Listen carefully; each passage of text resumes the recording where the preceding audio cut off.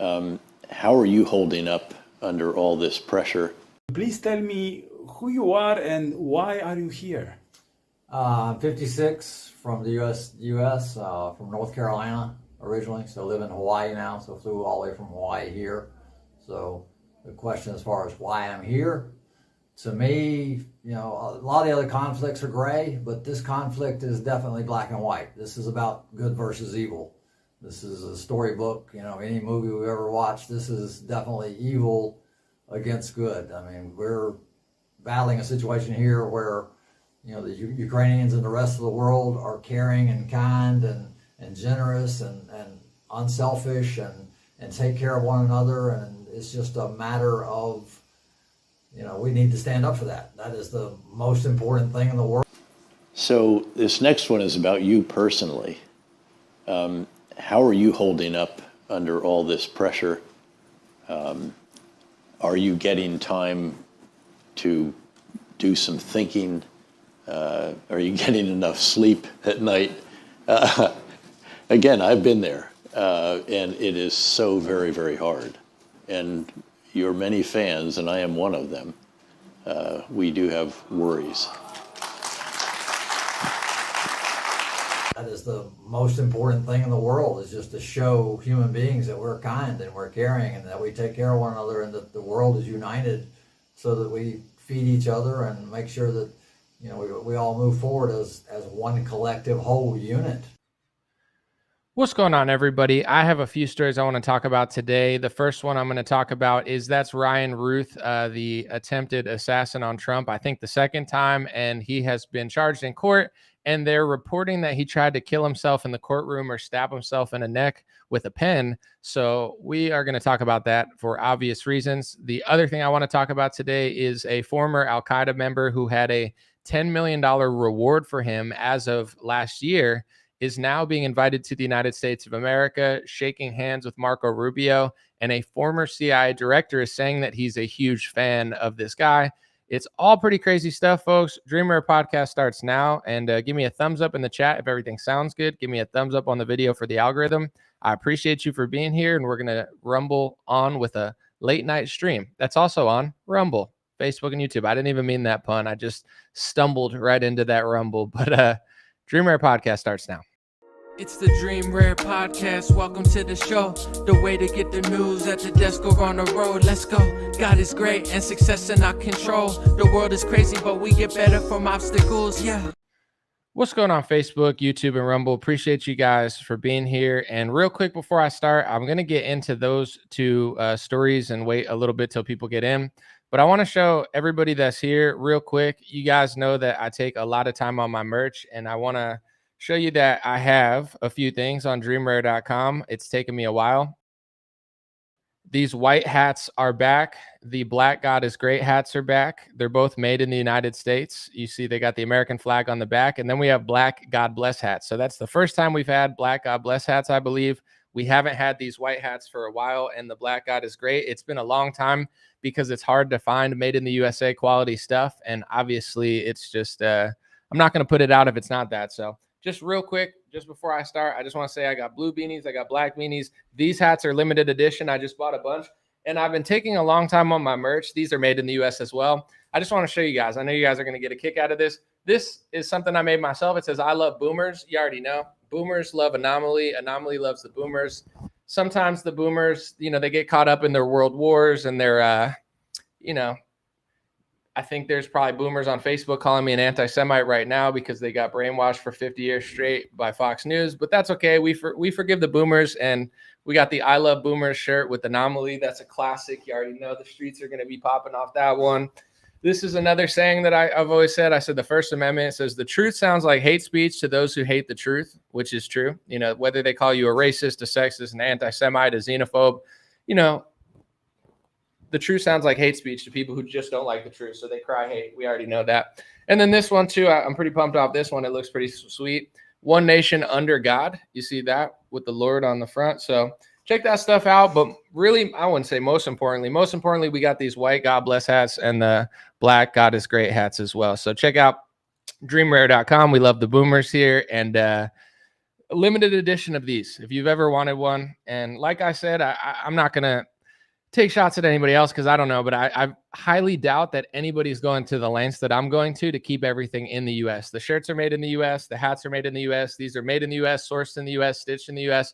Nowadays, they have this fake made in the U.S., but the materials come from somewhere else. It's really hard to find this stuff. So it took me like years almost. That's why I haven't sold these hats for years, to make sure it was all right. I'm paying premium prices out of pocket for them. So you already know. Thank you for the support. And when it's my merch, I'm not playing around. I'm not cheaping out on foreign countries. I'm doing it right. Dreamrare.com. Let's start the show. And for those just joining, come on. Just stop playing. That's a fire design. We love the boomers. The boomers love us, even though they hate us for being right about everything. But it's okay. It's not an age issue. Let's get into the story. The first one, I'm going to start with the Ryan Routh story real quick.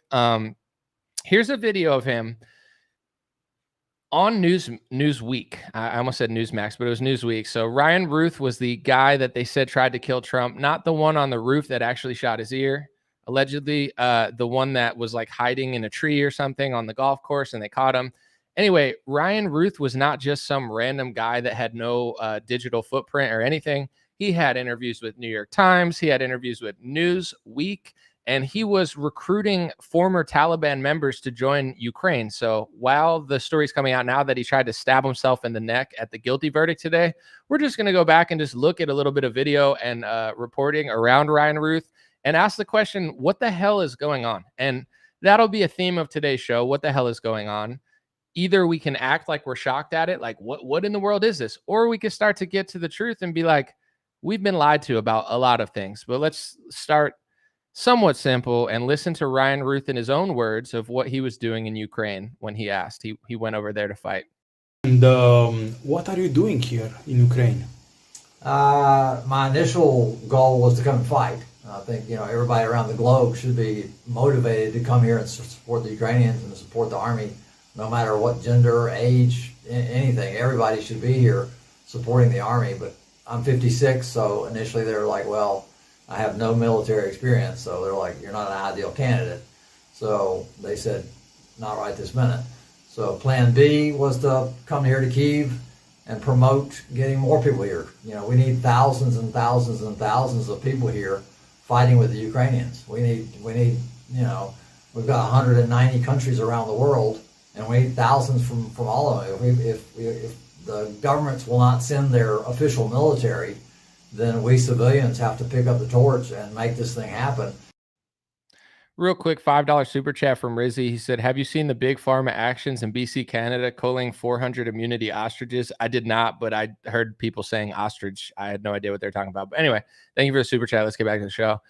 So that was him saying his job was to recruit people to join the Ukrainian military. And if you listen to the guy talk, he sounded, I don't really want to say MK Ultra, but I want to say he sounded really like brainwashed. Like, I watch a lot of TV. This is black and white. There's good guys and bad guys. Good guy Ukraine, bad guy. Like, he's the perfect person for them to send overseas and do stuff. But let's look at some of this reporting around Ryan Routh. Like I said, he did many, many interviews. So this is Newsweek. It says Ryan Wesley Routh, would-be Trump assassin, went to Ukraine to join the war. So we'll read a little bit of that article because he flew over there, like you saw in his own words. Newsweek did a good job covering this guy. And it said they claim to have a motive. It says he appears to have been motivated by frustration with the U.S. policy on the war in Ukraine. And that's what they said the motive is for trying to kill Donald Trump, allegedly. And it says Routh previously spoke with the New York Times about his effort to recruit Afghan soldiers who fled the Taliban to fight in Ukraine, At the time of the report, which was published March 25th, 2023, Routh told the Times that he had spent several months in Ukraine in 2022. So he went over there to fight in the war. He was one of those Americans that was, reading the media, and they were like, we need more people to fight in Ukraine. And he was like, so I'm going to do it. So he went over there, said he wanted to fight, but he said that his job ended up being to recruit people from other places, including former Taliban members from Afghanistan. I say all this before, I guess I'll just keep it going before I say anything. Today, he was found guilty in court, and it said, Fox News said, breaking, Would-be Trump assassin Ryan Routh tries to stab himself in the neck with a pen after guilty verdict reading in court, and apparently people stopped him. So, I mean, the plot thickens here. He tried to stab himself in the neck. He's been guilty. I didn't follow the court case. Perhaps maybe I should look into it a little bit more just to hear what he said. Because when this initially happened and they started saying, well, this guy's name is Ryan Routh, started doing a little research. I was like, dude, this guy had so many interviews, so many video interviews, and maybe not so many video interviews, but a 10-minute Newsweek one. He talked to the New York Times. Here's my question, right? Is somebody that comes from America, flies to Ukraine, and gets tasked with recruiting people from all over the world, including former Taliban members from Afghanistan, do these people have zero connections to the government? Do you think that the American government didn't know that a United States citizen was in Ukraine recruiting former Taliban members? Like, is it that easy to do? You could just start recruiting former Taliban members for a foreign country and the United States government's not aware of it? They know when they think you owe them a couple $1,000s in taxes, but they didn't know this. The point that I'm getting to is I feel like they had to have known Ryan Routh. And obviously, if the Ukrainian government was allowing Ryan Routh to recruit people, including former Taliban people, you would think that the Ukrainian government was very familiar with Ryan Routh. So that doesn't mean necessarily either of our government or their government was in on it. That's not what I'm suggesting. It's just like the information that we're given is so minimal that I wonder, I'm sure in the investigation, if they actually cared, they would have talked to the American government and the Ukrainian government and been like, what's up with this Ryan Routh guy? He tried to kill, somebody in the election, Donald Trump, who's going to probably win the election. So it's just all really weird. It's all very strange. And I've been thinking about this more and more because on one hand, I kind of go through two different thought processes. There's a lot of people waking up. The average person is way more aware than they used to be. Maybe not the average person, but I would say more people know the truth than they used to. I remember when I grew up, and I'll talk about this in a little bit, I watched videos on YouTube when I was in my teens, and they were telling me that Al-Qaeda was Al-Qaeda. I mean, I think Alex Jones used to even say that. And this is the type of stuff that I was listening to when I was in my teens. Not the only thing, and I'm not necessarily saying that the CIA is Al-Qaeda, but these are narratives I heard in my teen years. So the more I grow up and I see what's going on with ISIS and Al-Qaeda, and that's going to be the second story, it's not shocking to me because I've always thought this. I've literally thought this when I had less evidence, when I was just young and maybe more impressionable. And as the evidence comes out, it just seems more and more likely than it did when I was young and had less evidence, just a few news reporters saying it and, showing whatever they showed to convince me. With all that being said, I guess the two competing thoughts that I have is on one hand, way more people are noticing and picking up on what's going on now, but also the average person is just kind of doesn't remember anything. They can't keep a thought for 2 years. They completely forget. Like they'll tell us we're going to the Middle East to fight Al-Qaeda because Al-Qaeda did 9/11. And then a former Al-Qaeda member who was wanted last year for $10 million is now in the United States getting fanboyed over by a former CIA director and shaking hands with Marco Rubio. It's like the same. And listen, I'm going to hold this up because I just want to be clear.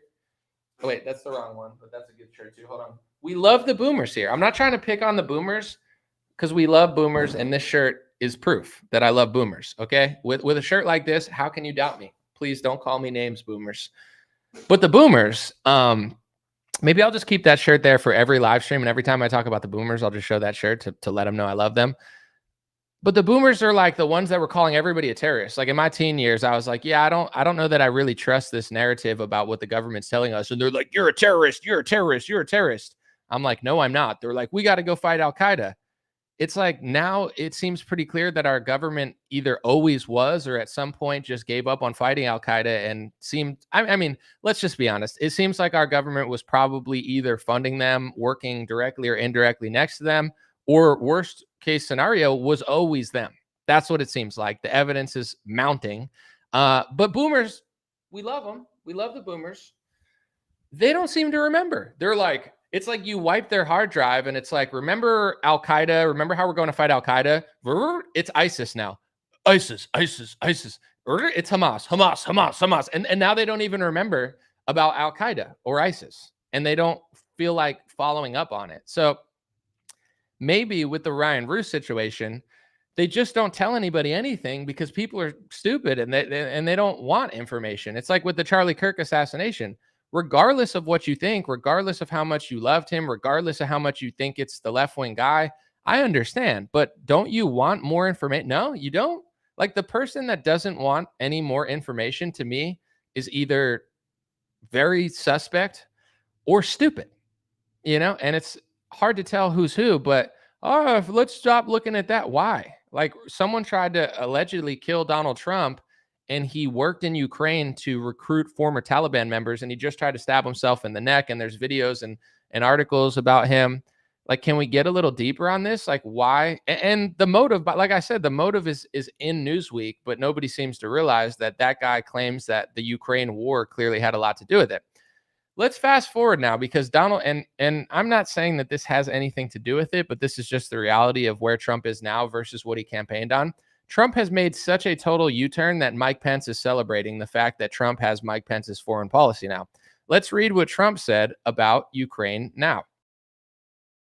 I'm not going to read the whole post, but Trump said, "I think Ukraine, with the support of the EU, is in a position to fight and win all of Ukraine back in its original form. Ukraine would be able to take back their country in its original form, and who knows, maybe even go further than that, saying now they might even take part of Russia. And Trump will continue to supply weapons to NATO for NATO to do what they want with them. Good luck to all." And he called Zelensky a brave man today as well, and sat with him.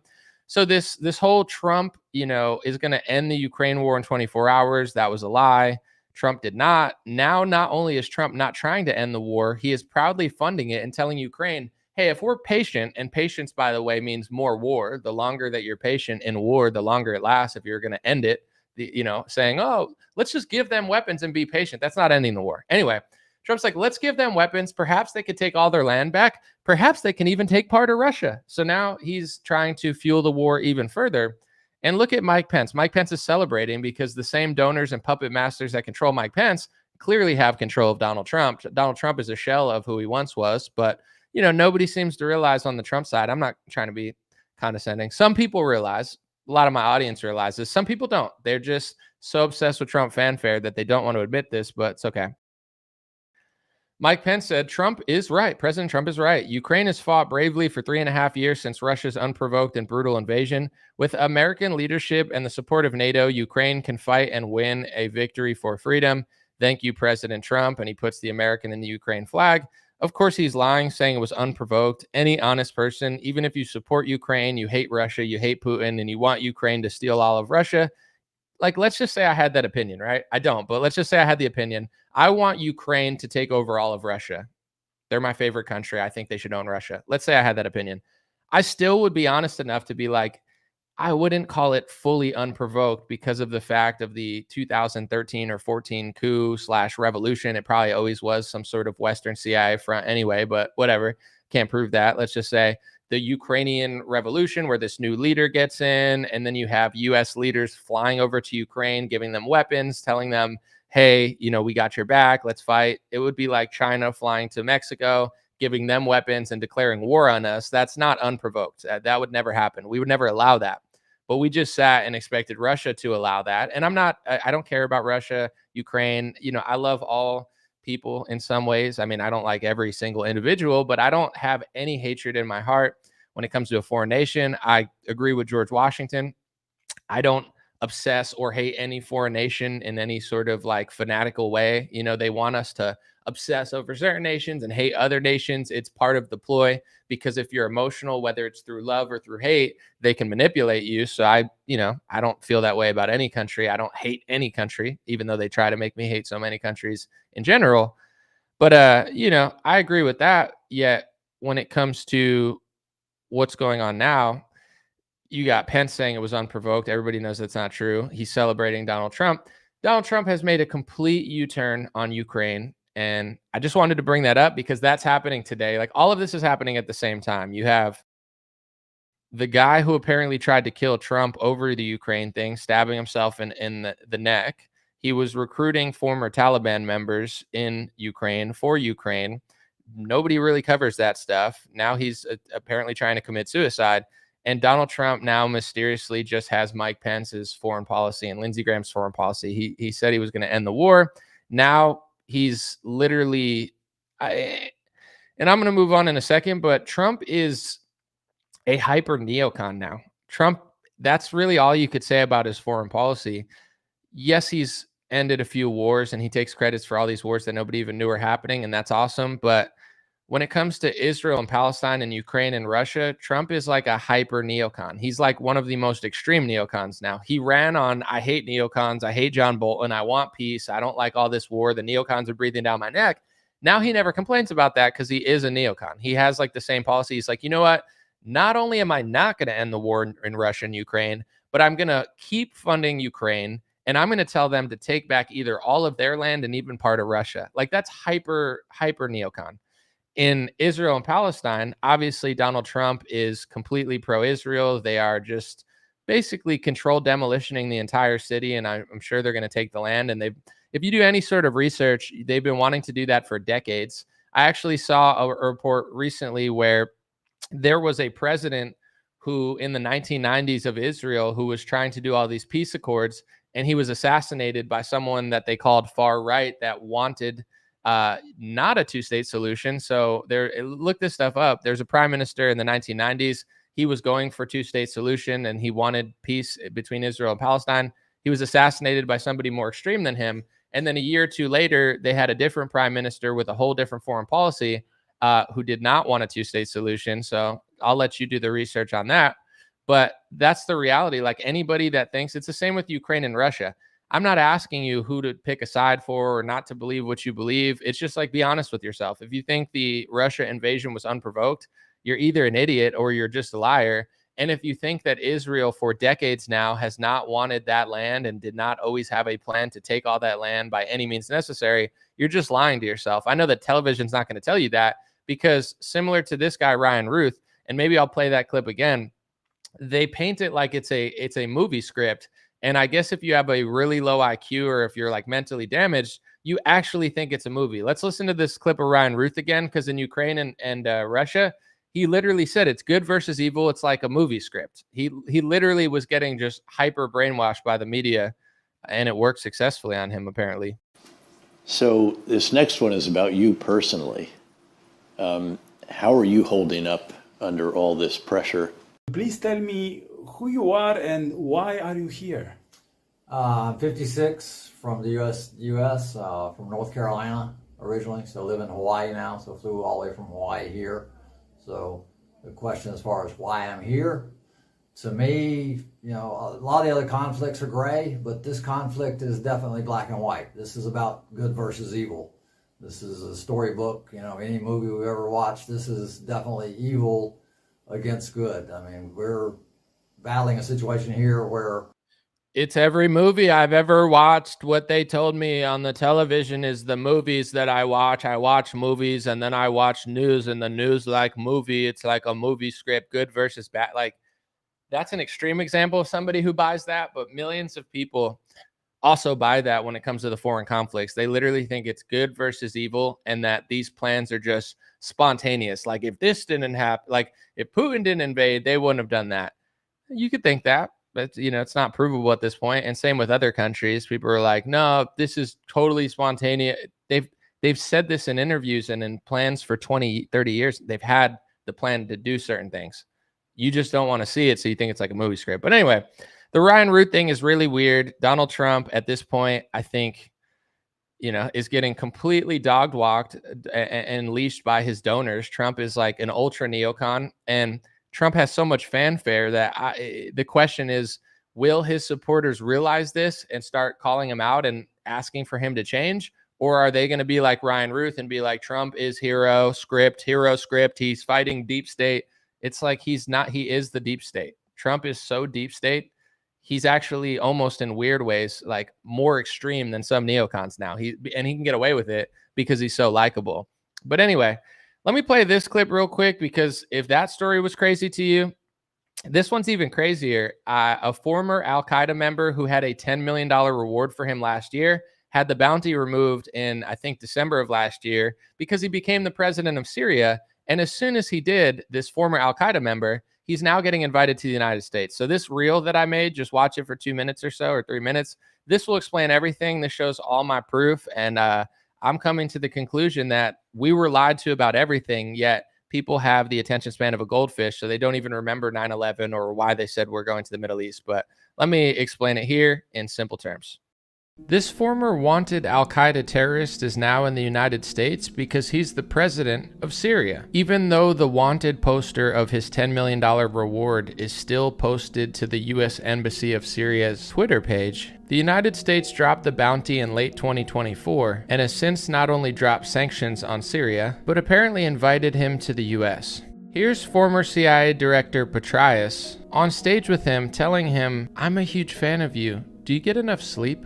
Are you getting time to do some thinking? Are you getting enough sleep at night?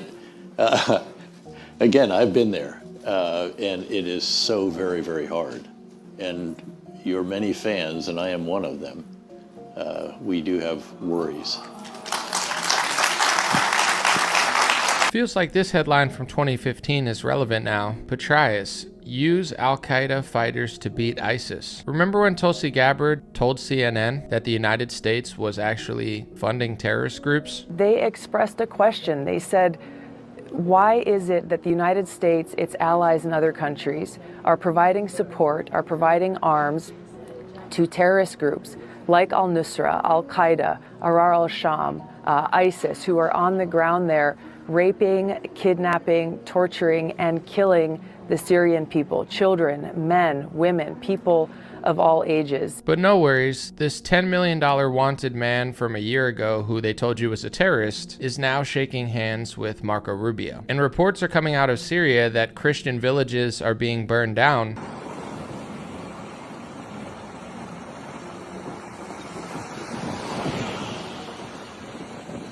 And it doesn't seem to be much of a concern for the puppets running the United States. Meanwhile, Trump is in front of the UN pretending to care about Christians.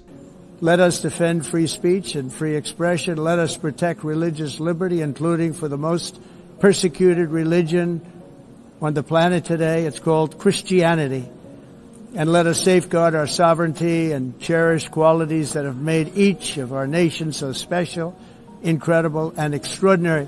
Is anybody going to ask the former Al-Qaeda terrorist if Christians are being massacred in his country or no? And now that you could probably see who Al-Qaeda really was, it's important to remember that ISIS, the archenemy of America, once mistakenly attacked Israel, and according to them, they apologized to them. What's really going on here, folks? Let me know what you think in the comment section. And these hats are back on my dreamrare.com shop, along with black God Bless hats and black God is Great hats, made in the United States. If you want to support, check out my shop. Thank you. All right, so I'm just going to really brief all that. I know it was a lot of information at once, and then just tell you what I think. So there was a group called Al-Qaeda that they told us did 9/11, right? I'm going to say it slow for the boomers here. We love the boomers, but they constantly get tricked by like Fox News and Newsmax. So we love boomers here. You know, dreamrare.com, we love the boomers. That's me with boomers because I love boomers. They love me. It's a really interesting relationship we have. But anyway, the boomers were mad for like a decade at Al-Qaeda because the television told them they did 9/11, right? Okay, fair, valid, understood. Me too. But I was doing research, like I said, in my teen years, where I was coming to the conclusion that these terrorist organizations that they told us about actually had connections to us, and nobody wanted to listen to me. But anyway, fast forward 20 years now, there's a post on the Syria embassy website from 2017 that they actually still have up. They haven't taken it down yet, which is a wanted poster with that guy's face on it. And they said there's a $10 million reward for that guy. I looked it up. It said it was a wanted bounty until December 2024. So from when they posted that till 2024, almost a decade, this guy was known as an Al-Qaeda terrorist and a former Al-Qaeda terrorist that was wanted by the U.S. As soon as he became the president of Syria, and you have to understand, just like Tulsi said, there was proof that we were funding the terrorists, or at least funding them indirectly, as she would say. In Syria, we were fighting Bashar al-Assad. and Al-Qaeda was fighting Bashar al-Assad. I saw Jimmy Dore post it. He said, for decades now, I said that if Bashar al-Assad was run out of Syria, that Al-Qaeda was going to take over, and everybody said I was crazy.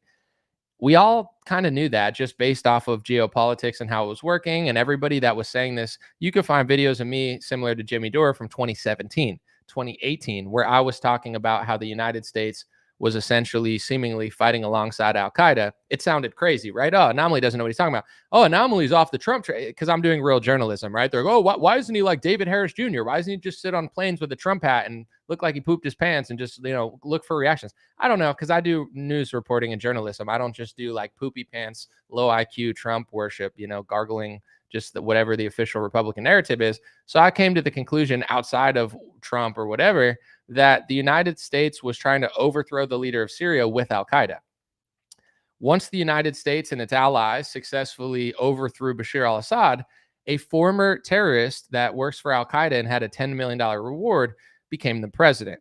So you would think, right, if America was really fighting Al-Qaeda, and if Al-Qaeda was really our arch enemy, like they told you they were after 9/11 when they killed thousands of our citizens when they blew up the towers, you would think that America would be furious that an Al-Qaeda member took over Syria, but the opposite is true. And I've been telling people this for months. They dropped sanctions on him immediately. And people were saying, oh, well, you don't know what you're talking about.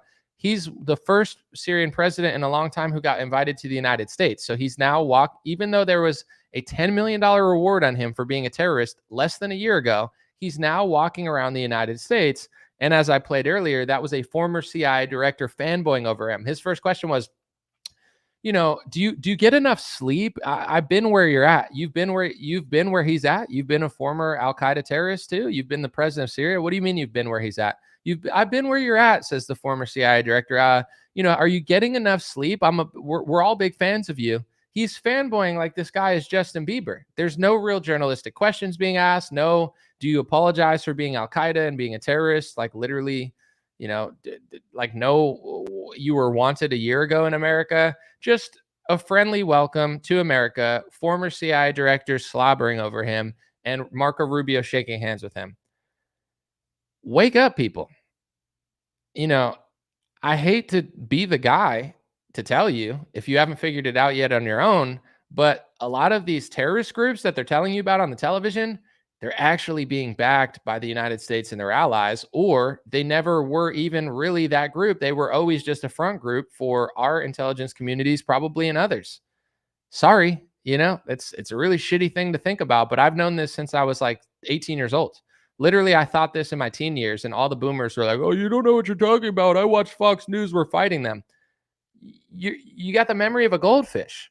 You were so mad at Al-Qaeda. Now nobody even realizes that an Al-Qaeda member is the president of Syria, and evidence is mounting that the U.S. was never really upset at that. They were fighting alongside Al-Qaeda for a decade in Syria.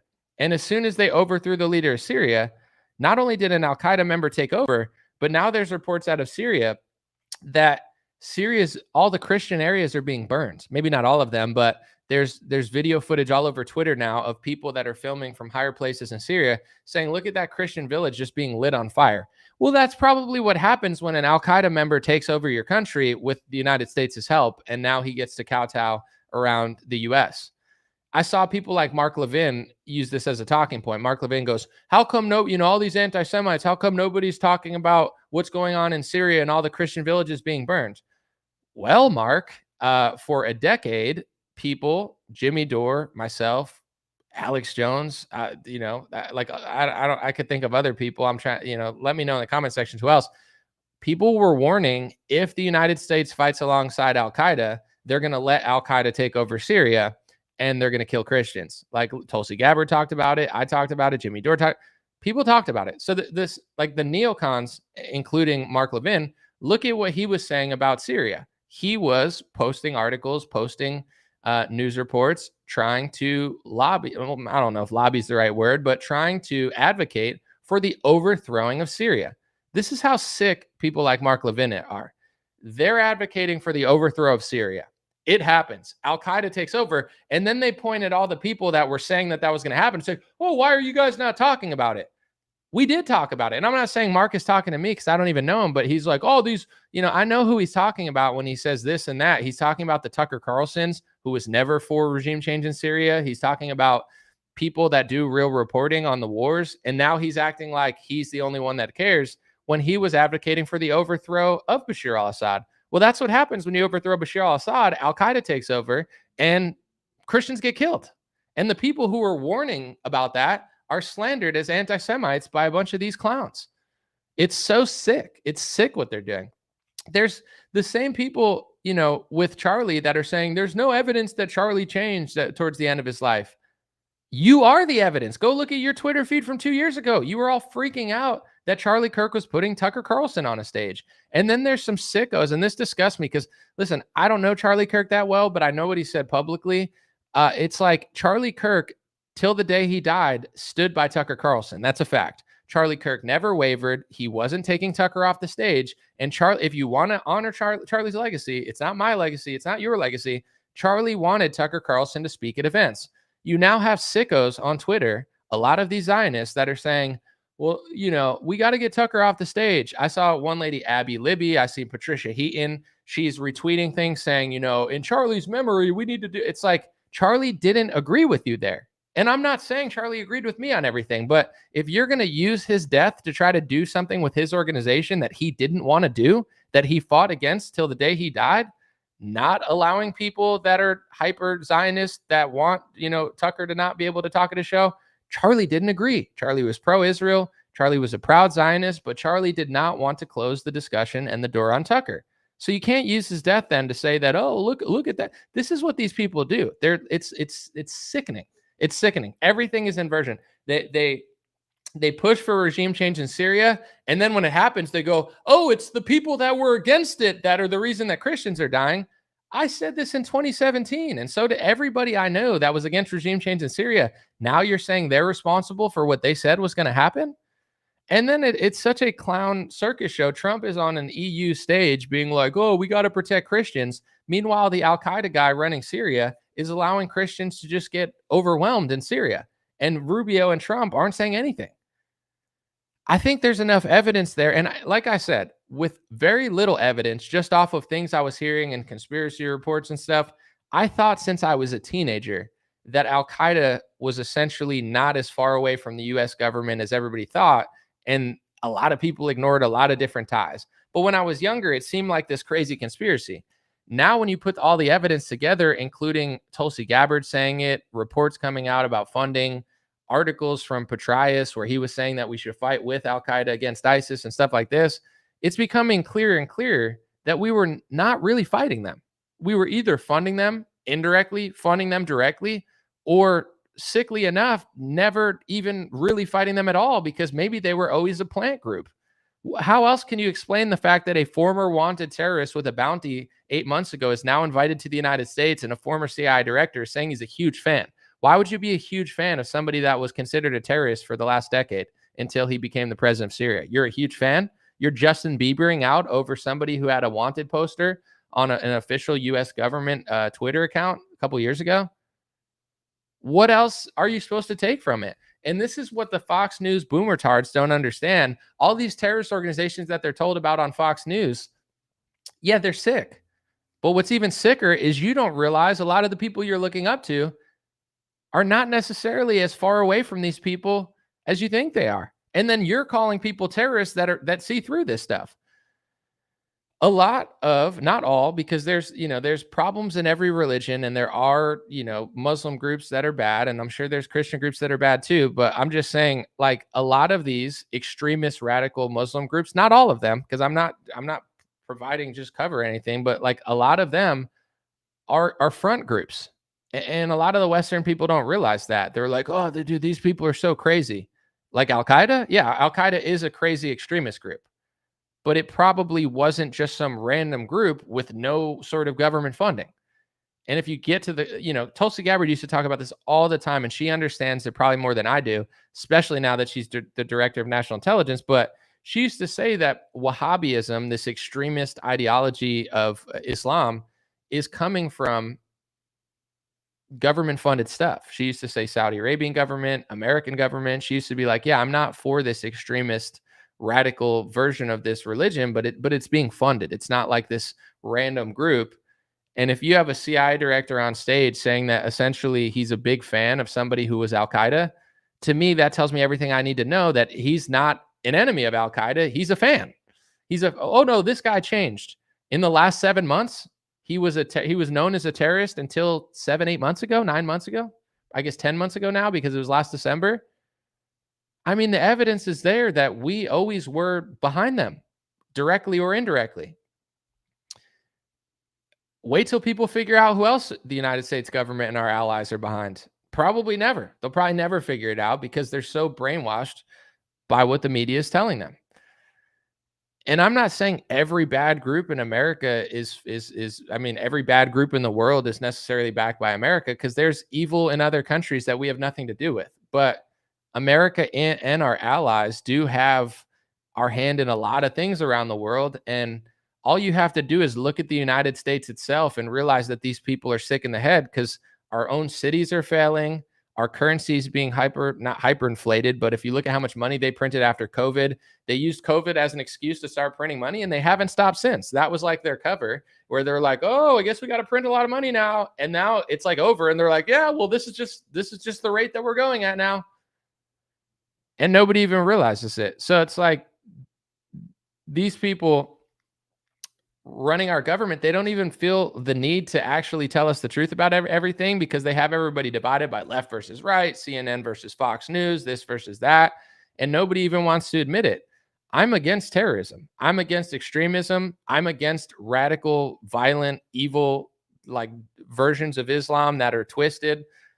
But what do the people that say they're against radical Islam say when they realize that the United States is funding these groups? They don't say anything. They don't say anything. Why would ISIS apologize to Israel? Look it up. ISIS has attacked America, allegedly in America. ISIS has attacked America in foreign countries. ISIS has only attacked Israel one time, and then they apologized to them. Explain that to me. I don't know. You look it up on AI and they try to make it, oh, well, they don't want to get, if Israel's our greatest ally and we're constantly helping them in battles, our arch enemy in the world, why would they apologize to Israel? When it comes to Hamas leadership apparently is in Qatar. If you ask Qatar why, Qatar says America and Israel told us to put them there. And if you ask if you use AI to do a little bit of research or research on your own without it, it says that that's true. I don't know, because I haven't followed geopolitics in the early 2010s, but why would America and our allies ask them to put Hamas there? And if Hamas is such an enemy of us, which they are and they seem to be, why would they be in another of our allies' countries, Qatar? Why do we have military bases in Qatar? What's going on? What is going on that all this stuff is not adding up? So the dumbest thing you could possibly do is just sit there and believe what you're hearing on Fox News or some of these other boomer-tard, Zionist media organizations that are just feeding you nonstop propaganda and slop for your brain, where it's like, it's like you thought you were fighting Al-Qaeda for 20 years, and now a former CIA director is on stage just drooling over him. Are you getting enough sleep? You have many fans here. I'm one of them. And everyone just starts, he goes, thank you so much. He was on a wanted poster for a $10 million reward less than a year ago.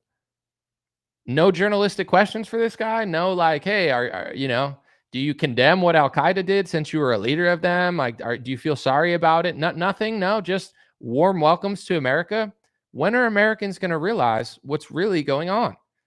It's crazy. And,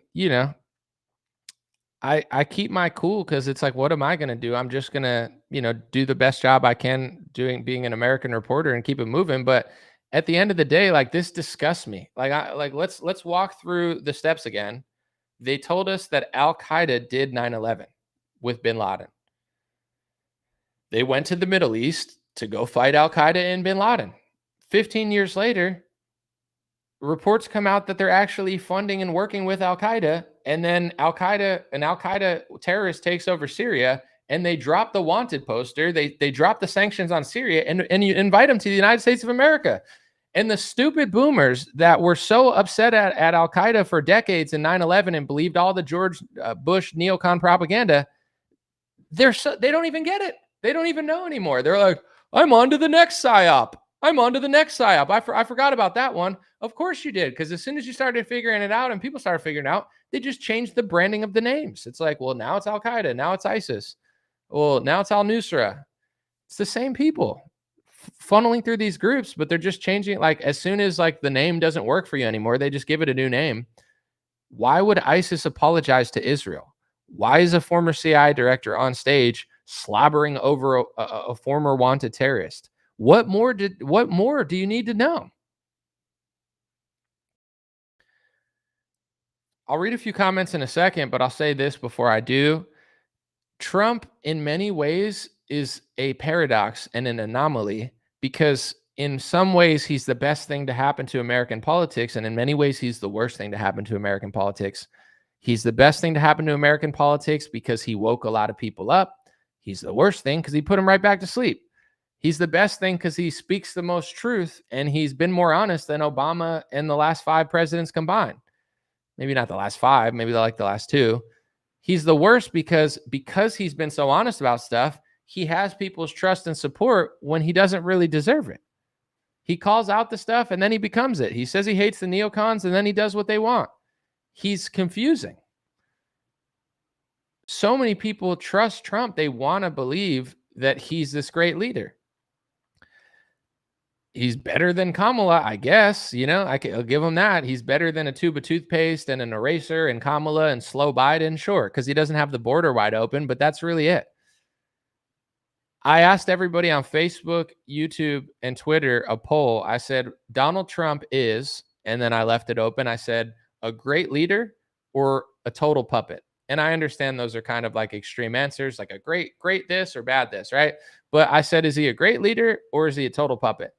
And someone said he's kind of in between, which is like the most common answer, which I understand. I could have just said a puppet or a great leader or something in the middle. But here's the question. Is a great leader a puppet? I don't, like he's kind of in the middle. He's kind of a puppet. He's kind of a great leader.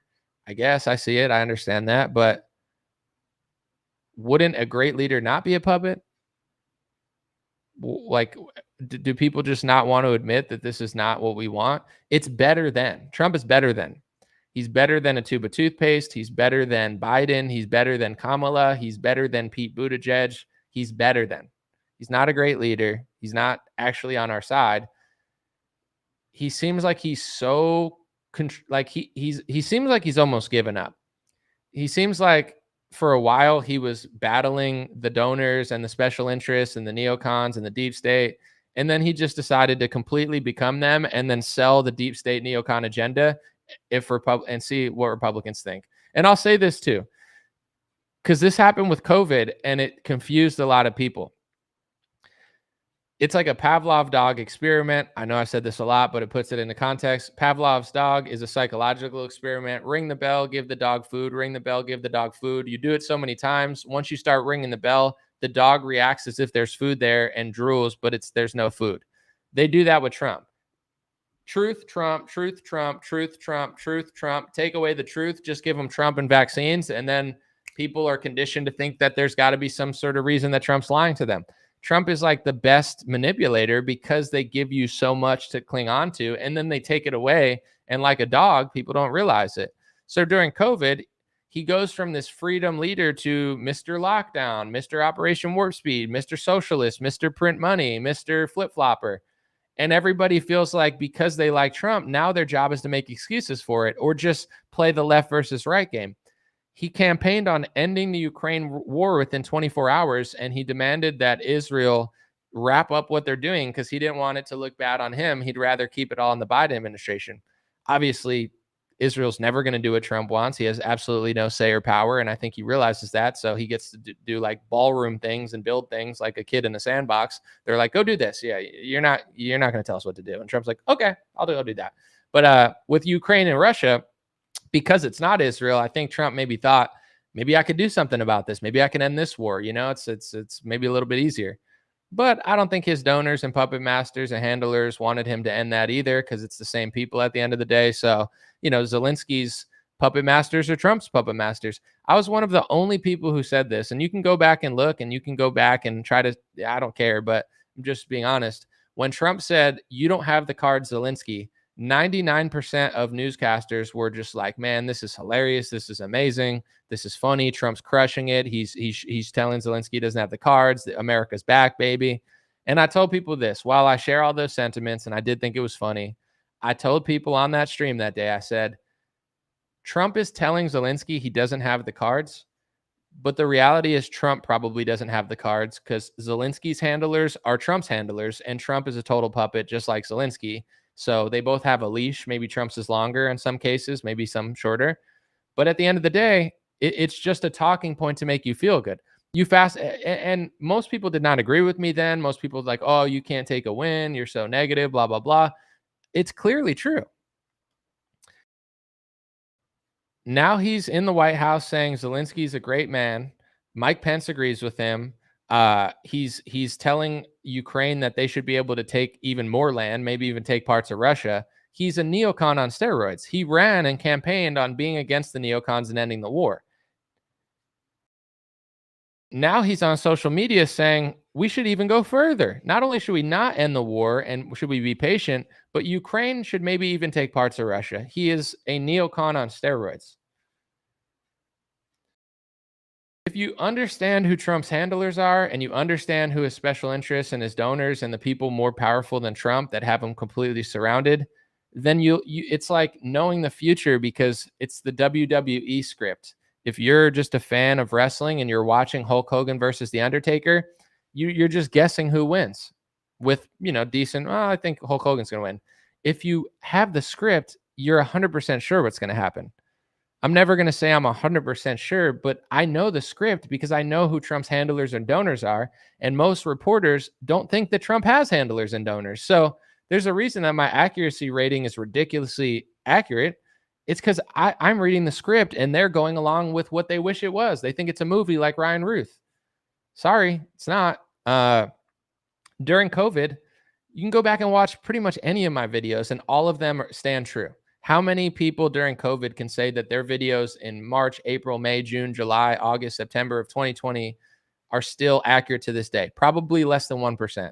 How come mine are accurate? How come mine stand the test of time? How come I was right nearly the entire time? Because I do the research. I don't listen to Trump and make up fantasy plots in my head. I go to the core. What is the data that they're going off of? If they say the death rate is 5%, what is the equation of the death rate? I don't let people think for me. The equation of the death rate is how many people got tested, how many people died. But if only the people getting tested are athletes, celebrities, and people at hospitals, the death rate is going to be artificially high. And that's not a real death rate. It was always a lie. And I called it out in March because I can do math. I'm not an idiot. So then 2 years later, they go, "Oh, the death rate's way lower." Well, because the equation stayed the same, but the input changed. Now there's 20, 50, 100 million people taking tests, and they're not all dying. But then also, just like Elon Musk said on Joe Rogan in May, if somebody at a hospital takes a COVID test and dies, they say that he died of COVID, even if he died with COVID. If you're testing everybody at a hospital, people at hospitals unfortunately die. Not everybody, but some. So it's going to be hyperinflated. And then you combine the fact that you're not testing everybody, it's going to look like it's this crazy deadly virus. Then you start testing the whole world and it's like, oh, it's under 1%. It's not like it changed. It always was. When did they roll out the vaccine? In the summer.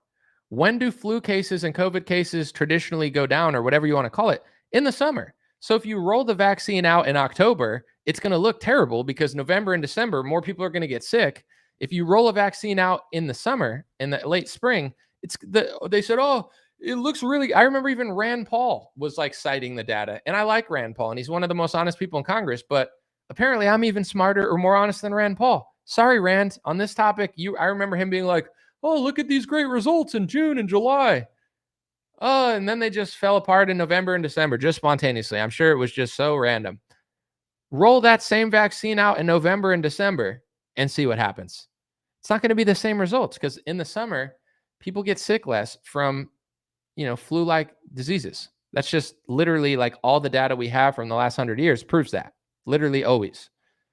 So if you roll a vaccine out in May and June and take credit for the cases going down, it's like me, putting a heater on and saying I'm the reason that the summer's hot because I put my heater on. So the whole world heated up off my heater. Okay, bro. But most people, they don't think for themselves, or they listen to people that don't think. And here's what I'll say.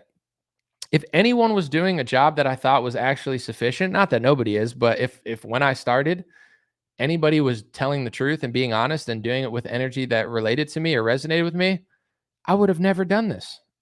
This is why I do this. I didn't grow up and say I want to be a politician. I hate politics. I didn't say I want to be on the news. I hate the news. I never liked the news. I never liked politics. Never. I only did this because no one was doing it good. And I was like, I can do better. And I was right.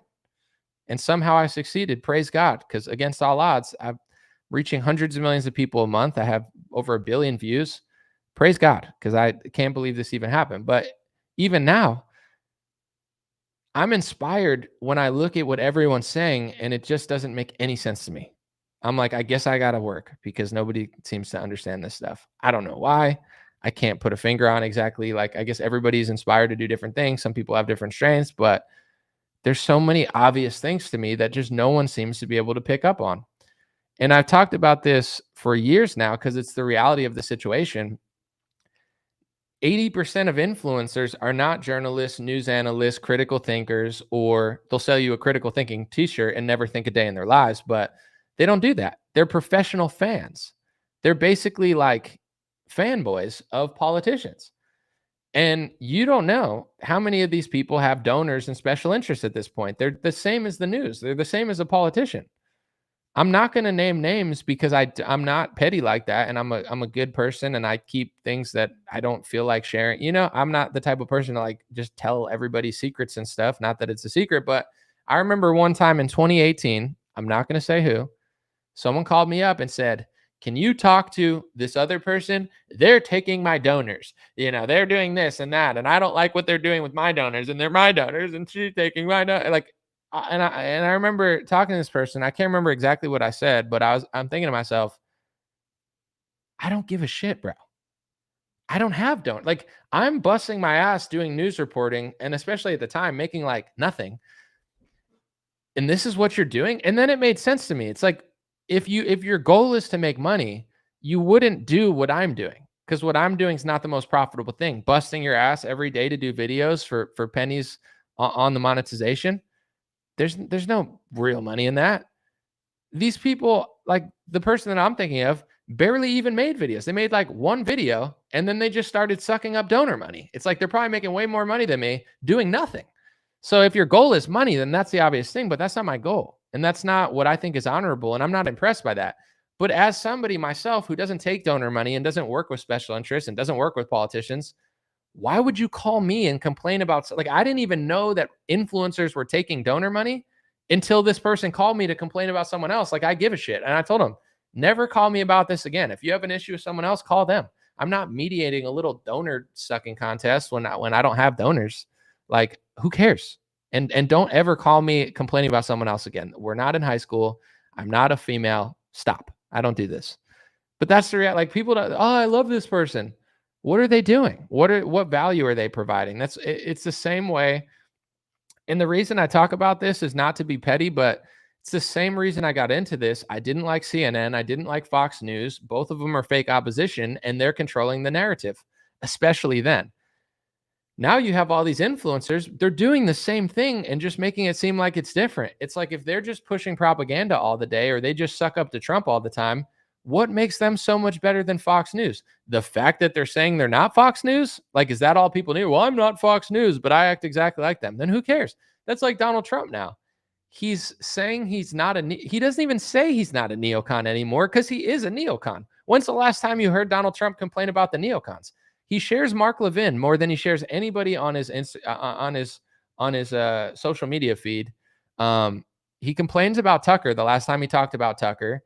Elon Musk went into government saying he was trying to cut the deficit. Trump and the Republicans don't give a shit about it. So Elon got pissed off and tweeted that Trump was on the Epstein list. It's like, that's what happens when you go into these circles thinking you're actually going to fix something. You realize they're a bunch of con artists and liars, and then you're like, I guess nobody actually really wants to do that. That's like this entire landscape. And, there's more, and time will tell, and information, and et cetera. But what made the Charlie, like the timing of the Charlie situation so, I don't want to say fascinating, but just something that I noticed is Charlie was one of these people that he was as connected as Trump, as connected as a politician, as basically under the thumb of a donor than anybody ever was, like he was so in that world. But Charlie wasn't completely caving on every issue. And, with Trump, it feels like he's caved even more than Charlie has. And rest in peace to Charlie. This is a compliment to Charlie, but it's like Charlie had a lot of similar special interests that Trump did, but Charlie was pushing for the Epstein files. Trump says they're a hoax. Charlie didn't agree with him on that. James O'Keefe claims he has something to say on that tomorrow or something. I saw him tweet about Charlie talking about the Epstein files, and James O'Keefe is like, if the Justice Department's not going to do their job, I will. So I'm interested to see what James puts out. But in general, it's like Charlie wanted the Epstein files. Trump didn't talk about the Epstein files. Charlie talked about cutting foreign aid, even though he liked the country. Trump barely talks about that anymore. Charlie was starting to realize that the younger Republicans were not on his side, and he was doing focus groups and studies and getting called an anti-Semite for that. And Trump just doesn't talk about those things at all. So it's like you very rarely see anybody with that much power talk about those things. Charlie was one of them. Now he's gone. Trump doesn't talk about any of that stuff anymore. Trump is like completely just a shell of himself. And maybe there's a reason. Maybe he just doesn't want to deal with the pressure and the, I guess, amount of backlash he would get if he did come out and be the person that he pretended to be on the campaign trail. Maybe it's not worth it. I don't know. But what do you guys think in the comment section?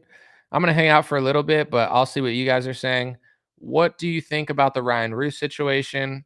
What do you think about the fact he tried to stab himself in the neck with a pen? What do you think about the fact that he was recruiting former Taliban members in Afghanistan? What do you think about the former Al-Qaeda terrorist on stage getting fanboyed over by a former CI director? And what do you think about Donald Trump, in general? What do you think? Someone said Trump is an anti-Semitic. Well, they did call him that. So today on my Facebook, some person called me anti-Semitic, and I said, the ADL called Trump anti-Semitic when Trump said he wanted to cast out globalists and warmongers, and he wasn't a fan of communists. They said that was anti-Semitism. Charlie was getting called an anti-Semite. So, I know people exclusively think because I don't even know, because if you listen to what I'm saying versus what they say, it never matches up. So I don't know what's going on in people's heads, but it's like this, like they think they're calling me an anti-Semite, and that like people that they like are not called anti-Semites. Everyone's called an anti-Semite all the time, always. Like Trump is constantly called an anti-Semite. Charlie Kirk was getting called an anti-Semite. I posted a video of Charlie complaining that he was getting called an anti-Semite by people that were more into, that ideology than even he was. And I posted on Twitter, and someone goes to the comments and they go, "Anomaly, you're lying. Charlie wasn't being called an anti-Semite." You're commenting that on a video of Charlie saying he's getting texts calling him an anti-Semite. Like, who do you think you're fooling? You understand what I'm saying? It's like, I'll post video proof of Charlie saying he was getting called an anti-Semite, and someone will comment on the video. Do you know how disillusioned with reality and the truth you have to be to do that? Like, imagine if there was a video of Trump saying, I'm Princess Peach, and it's a real video. And I'm like, Trump didn't say that. It's like, it's in the video. You just posted. I mean, that's a weird example because someone might think it's AI, but I see everybody in politics, and there's two groups to me that are just so dishonest about everything that it's borderline insane. These two groups, in my opinion, not saying that everyone's honest on every side, because there's weirdos on every side, but leftists, extreme leftists, and extreme Zionists, they act exactly the same. You could literally post something and they'll just unhinged freak out at you the same exact way. Like a leftist, the truth doesn't matter, reality doesn't matter, like logic, common sense, reason, none of that matters, and they will just be dishonest and nasty about it. It's the same as the other group I named. They do the same thing. I'll post a video of Charlie being like, "I'm getting texts calling me an anti-Semite." And I'm like, yeah, they were doing that to Charlie. And they'll be like, no, they weren't. No, they weren't. Some people were. I just posted how could you possibly post on the video that I'm like, who do you think's going to believe you? And this is what Charlie was even talking about. The youth they're not brainwashed like the boomers on this topic. No one believes what you're saying, and you're not actually, like he was even trying to say, it's a messaging problem. You have a messaging problem, which is 100% true. Even if you want that side to be stronger, like your messaging is horrible, because who else could possibly watch a video of Charlie saying that and you say that he didn't say it? Like, who's going to believe you besides somebody as deranged and dishonest as you? And what you'll notice in this world, some people just hate the truth. Like they hate, this is why. And, I'm just going to show you, because I've worked a long time on these designs. I don't know that I've come up with this term. Maybe it was said before, but I've used it a lot. I have no idea, but it says, the truth sounds like hate speech to those who hate the truth. I'm pretty proud of this, this shirt. It's on dreamrare.com. But it's exactly that. You tell the truth to a leftist, they start acting extreme and getting mad. It's like they hate the truth. Some people, they think the truth is racist. They think the truth is sexist. They think the truth is anti-Semitic. You tell the truth, they call you an anti-Semite. That's the reaction that certain people have to the truth. Like some things are debated, some things are nuanced, and you could have different opinions, but some things are inherently true. And I've noticed just who acts unhinged at the truth. There's nothing they could really say to me about what I'm saying. So they just use words that try to put me down and false accusations. If I said certain neighborhoods have a high crime rate and I notice the race of the crime rate in these neighborhoods, even if it's factually true, someone could say that I hate black people. Even if I'm trying to fix the problem and I want crime to go down and I feel bad for innocent people in these neighborhoods, which I do. And I say it in the most thoughtful, compassionate way ever, where it's like, let's get this crime rate down, because there's a lot of kids in this neighborhood that deal with this stuff, which is true. The biggest victims of crime in these neighborhoods are kids, women, and innocent men that have to live there. But someone could listen to me saying that and just lie and say, I'm a racist, I hate these people. This is what people do to me and many people every day. But that's on them. What are you going to do? What are you going to do when people lie about you? I don't know. I guess I used to care more and more and more. And now I care less and less and less, because it's like, what are you going to, like, I post something and then you just claim I hate people.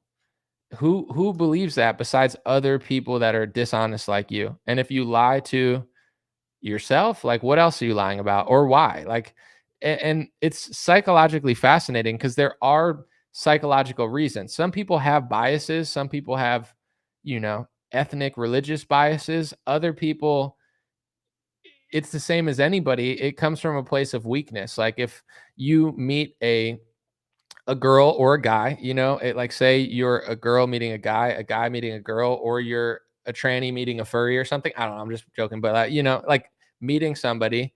I know I just said it weird and then I just had to make a joke out of it. But I say a lot of women do this, but some, I guess, guys do this publicly too, where they're always complaining about their ex. Like a guy who's like, my ex, all 7 of my ex girlfriends and wives were bad. Like, at what point are you the problem, bro? Like, why are you always finding these women? And then women are like, I got restraining orders on my last 7 husbands. It's like, holy crud. That's not good.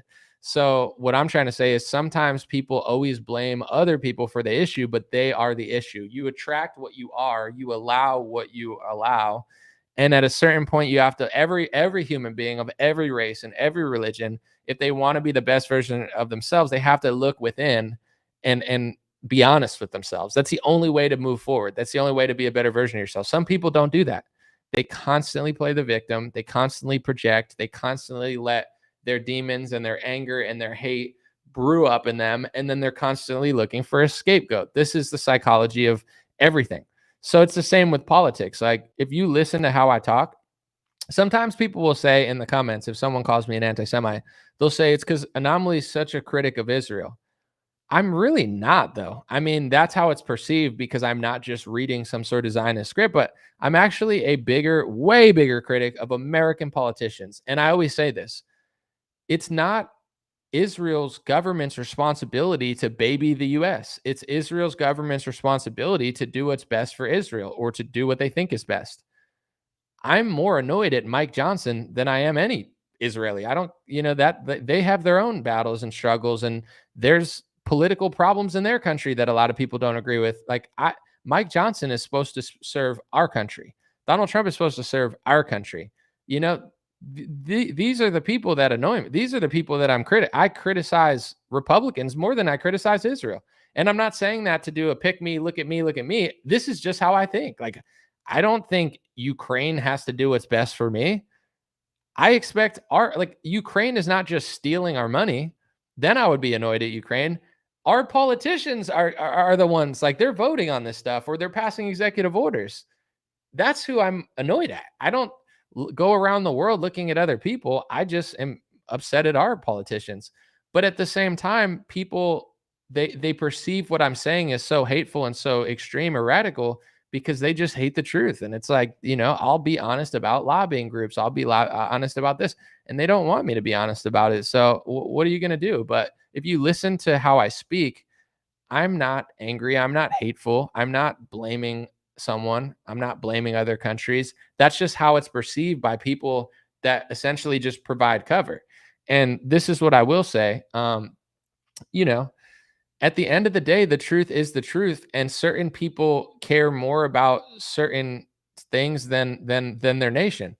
This can be true to some religions. This could be true to some ethnic groups. Like, do you think the average Black person in America cares about the United States of America or cares more about Black America? It's up to you I don't know if the average Black American is the same as the people I hear on television all the time, but it's the same with Jewish and stuff. There's a lot of people with loyalty to Israel and they're in America. I know you're not supposed to say it, but it's just true. There's Christians that have more loyalty to Christians than they do to America. Okay. Am I not supposed to say it? Is it hateful only if I say it one time? The difference is, and maybe this is intelligent, I don't know. The difference is there's like this huge gatekeeping effort where when you talk about certain ones, everyone comes out of the woodwork to say, hey, don't say that. We're not all working together. Okay, but so in order to prove that you're not doing something, you're going to do it.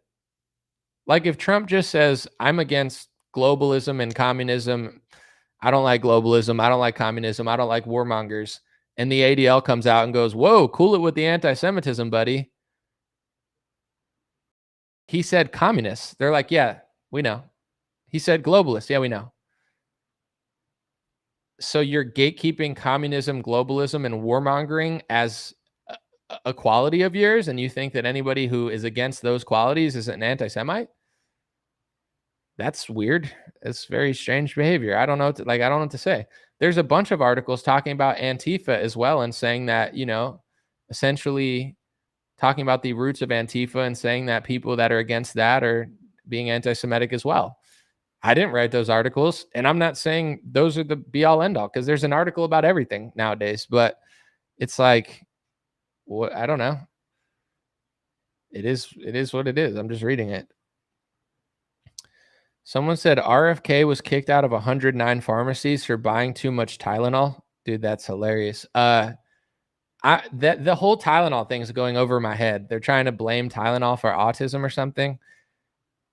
I'm not a medical expert, but it's just like probably any medication is not the best when you're pregnant taking. But, if someone overdoes it, but do people think they're trying to actually get to the root of it, or they're just throwing cover for a different product that people think causes it? I don't know. I'm not fully looking at the whole Tylenol thing. And now there's liberals that are like, if you tell me not to take Tylenol, then I'm going to take it. Is it emotion, anger, low IQ that everybody wants to play opposite day? People are easy to control when they play opposite day. That's the Democrats and the Republicans. It's like the puppet masters probably literally think you're cattle, and then people act like cattle. So what do? They're like, just tell the left to do this, then the right will just do the opposite, or the right will do this and the left will do the opposite. And it's true. It's like the average person does do that. I don't know. What do you do about that? I can't put a finger on how to get people to stop being so angry and emotional and hateful. The more anger and emotion and hate you have, you're easy to manipulate. So many people watch Fox News and they hate the other side, and so many liberals watch CNN and hate the other side, and they're consuming content telling them to hate this and hate that. so you don't actually think about it. One thing that I'll take from Erica that went viral that everybody saw is she said that she forgave the killer of Charlie, which is a crazy thing to say, but as a Christian, a lot of Christians understand it because they're like, yeah, you are supposed to forgive. I mean, some people thought it was too much and you shouldn't forgive it. But here's what I will say.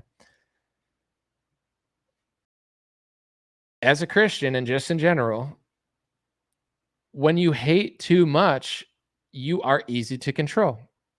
And so many people are easy to control. They think, well, the left's hateful, so I hate them. But are you willing to go deep and realize what's really going on? I'm not someone here telling you that the left and the right are exactly the same and they're perfect. The left is very crazy, and I am a registered Republican. However, I'm not so easy to trick over certain things, where it's like, just because I am more right-leaning doesn't mean I don't realize that a lot of these radical terrorist organizations that they tell you about on the news are actually being backed by the United States and their allies, directly or indirectly. Like, can you admit that? If you're just so mad at Islam, or you're so mad at the Middle East, and you're so mad at Palestine that you can't see that, then it's causing an issue for you to learn information. Just because the left is so bad at running cities and they're terrible, can you see that the Republican Party's fake opposition? Can you tell that they're fake fighting? Do you realize that the Republicans are controlled by donors too? Or do you think that only George Soros donates to the left, so that means that the right's fighting the left? Like, that's what I'm talking about. I'm not asking you to think that the right and the left are equal, because equality is, and like the left and the right are exactly the same. They're not. They're not equal. Just like a tall guy and a small guy, they're not the same height. But with that being said, that's the level of enlightenment people have to get to, and it comes from self-awareness and lowering their hate. Can you pick a side without just completely ignoring the reality, or can you just be honest about it? If you can't, then you can't. But that's why psychologically people can't. If it's not an IQ issue, which I'm not an IQ doctor, but it's a spirit issue, a spiritual issue. Too much hate, too much obsession. So many Christians idol worship Donald Trump. Like, they literally think he's a god. And they won't say that because they know it's sacrilegious. But the same way you're like, God has a plan, you say Trump has a plan. You know, God works in mysterious ways. Trump works in mysterious ways. If Trump takes hundreds of millions of dollars from donors and sells America out, he's not God. It's not some God. Like, yeah, God has a plan for America, I'm sure, obviously. But Trump is a very broken, flawed man, which I'm not asking you to hate him or anything, but I really think millions of Christians have been brainwashed into thinking Trump is an idol. When I've gone to certain Republican events, they have like golden Trump statues and stuff. Literally, like, there's not one single Christian statue in the entire place, and they got like 50 Trump statues. It's kind of like creepy to me, you know, but I get it. They've created a false satanic religion around Donald Trump. Is what it is. I'm just talking about it. Let's read a few comments. Someone said mental illness is real, obviously, to look at the degree of hate coming towards Trump. I agree. I agree with you, Grace. But do you realize that there's also mental illness on the right of people that are obsessed with Donald Trump and see everything through left versus right? Because yes, the left, there's a lot of mental and spiritual illness on the left. But if your whole life revolves around looking at that and freaking out, then you eventually become what you hate. You know, you become that on the right without even knowing it.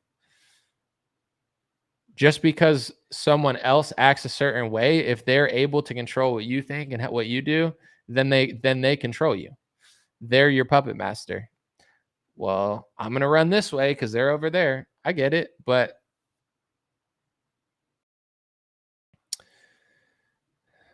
let's see. Someone said jealous of Trump, mine. If you want to perceive reality as jealousy, that's on you. And if you want him or something, are you a guy that wants to like make love to him or something? I don't know. All right. The lady on Facebook says, oh, please, everyone who has an ounce of Jesus does not worship Trump. Ridiculous.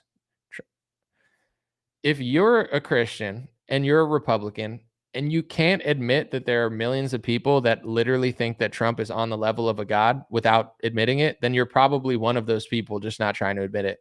Because it should be easy for you to be like, yeah, I don't idol worship Donald Trump and treat him like he's some sort of biblical character, but a lot of people do. There's people on their stream that will say, oh, I know which Bible character Trump is. Are you sure?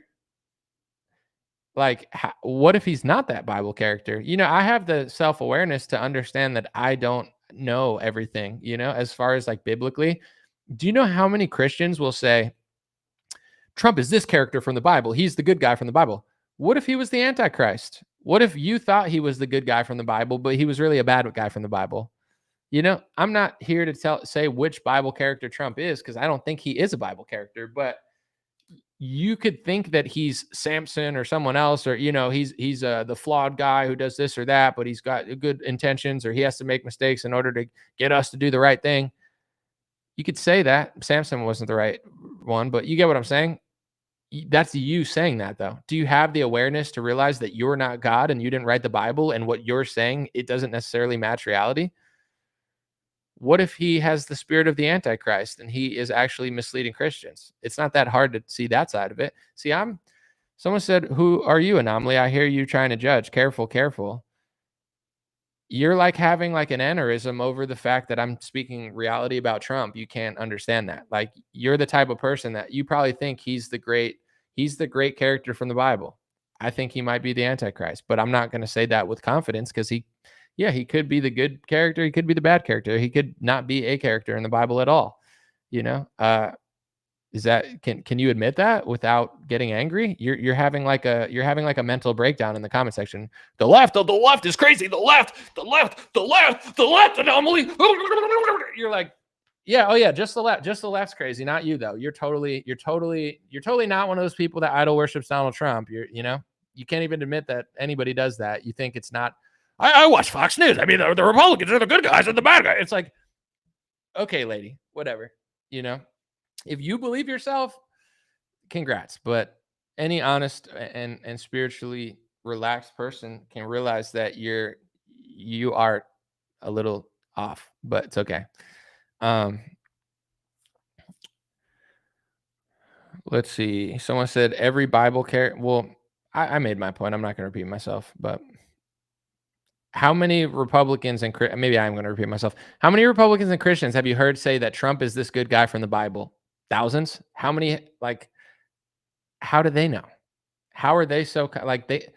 There's so many Christians that think that they're like divine when they're not. They're like false prophets. Like, I just got a message from God. He told me Trump's going to shoot the arrow through the wall. It's like, says you. You better hope you're telling the truth. But I'm not buying it personally. Someone said Trump is a neocon Pied Piper showman working for the Khazarian Marxist mafia converts. I mean, there's more evidence of that than Trump being a good leader, but to each their own. Why can't people consider they're absolutely definitely living in the most important timeline ever? I think a lot of people do feel that way. Talk about the mass shooting in New Hampshire at a wedding. I didn't even hear about it. Did that happen today? This country, if it did, I apologize, but I don't know what you want me to really say about it. All right, let's read a few comments. And for those just joining, I want to just show you guys one more time. And, I'm sorry for the boomer lady that's having like a spastic attack on Facebook because she idol worships Trump or whatever, or she totally doesn't. But, we do love the boomers here. So we got to maybe I'll give you a free one of these. I'll pay for it. I'll go into debt for it now. But I love boomers. See, there's proof right there. The proof's in the pudding. Anomaly loves the boomers. The boomers love Anomaly. There's so many powers that be that are trying to divide Anomaly from the boomers. They're really trying so hard, but we don't. We love the boomers.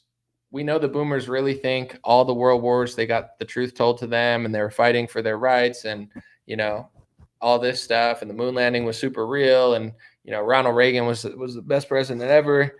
We know the boomers believe that. And then mysteriously America completely fell apart, but it's totally not their fault. So we love boomers and,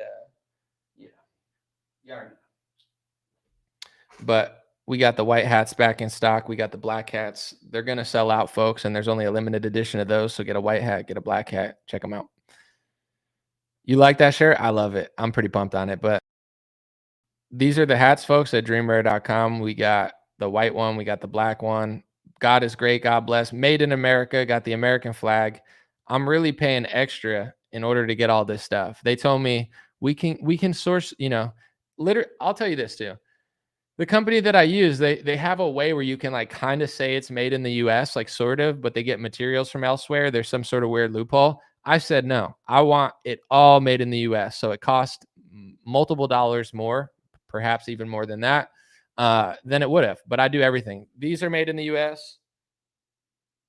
These are made in the US. I do everything made in the US. And I love boomers. It's okay that you destroyed Western civilization with your false religions and stuff. It's okay. We forgive you for destroying Western civilization. We know you didn't mean to get tricked in everything. You didn't mean to let the greatest country in the world slide. And now that you're in your 60s and so, we know that you still believe the fake pastors and the fake television station that told you all the stuff about the wars. We understand, and we still love you. So it's okay that you're wrong about everything and you destroyed America. We appreciate you because, the younger generation is insane. So I'm not looking forward to that. So we love the boomers. And then we got One Nation Under God. It's a banger, obviously. To the people that constantly call me names, the truth sounds like hate speech to people who hate the truth. This is true. You could speak the truth and they might call it hate speech. They might call it racist, sexist, xenophobic, anti-Semitic, conspiracy theory, anti-vaxxer, climate change denier. But that's just what they say. So dreamer.com, you already know. Anomaly, talk about the white on white crime statistic.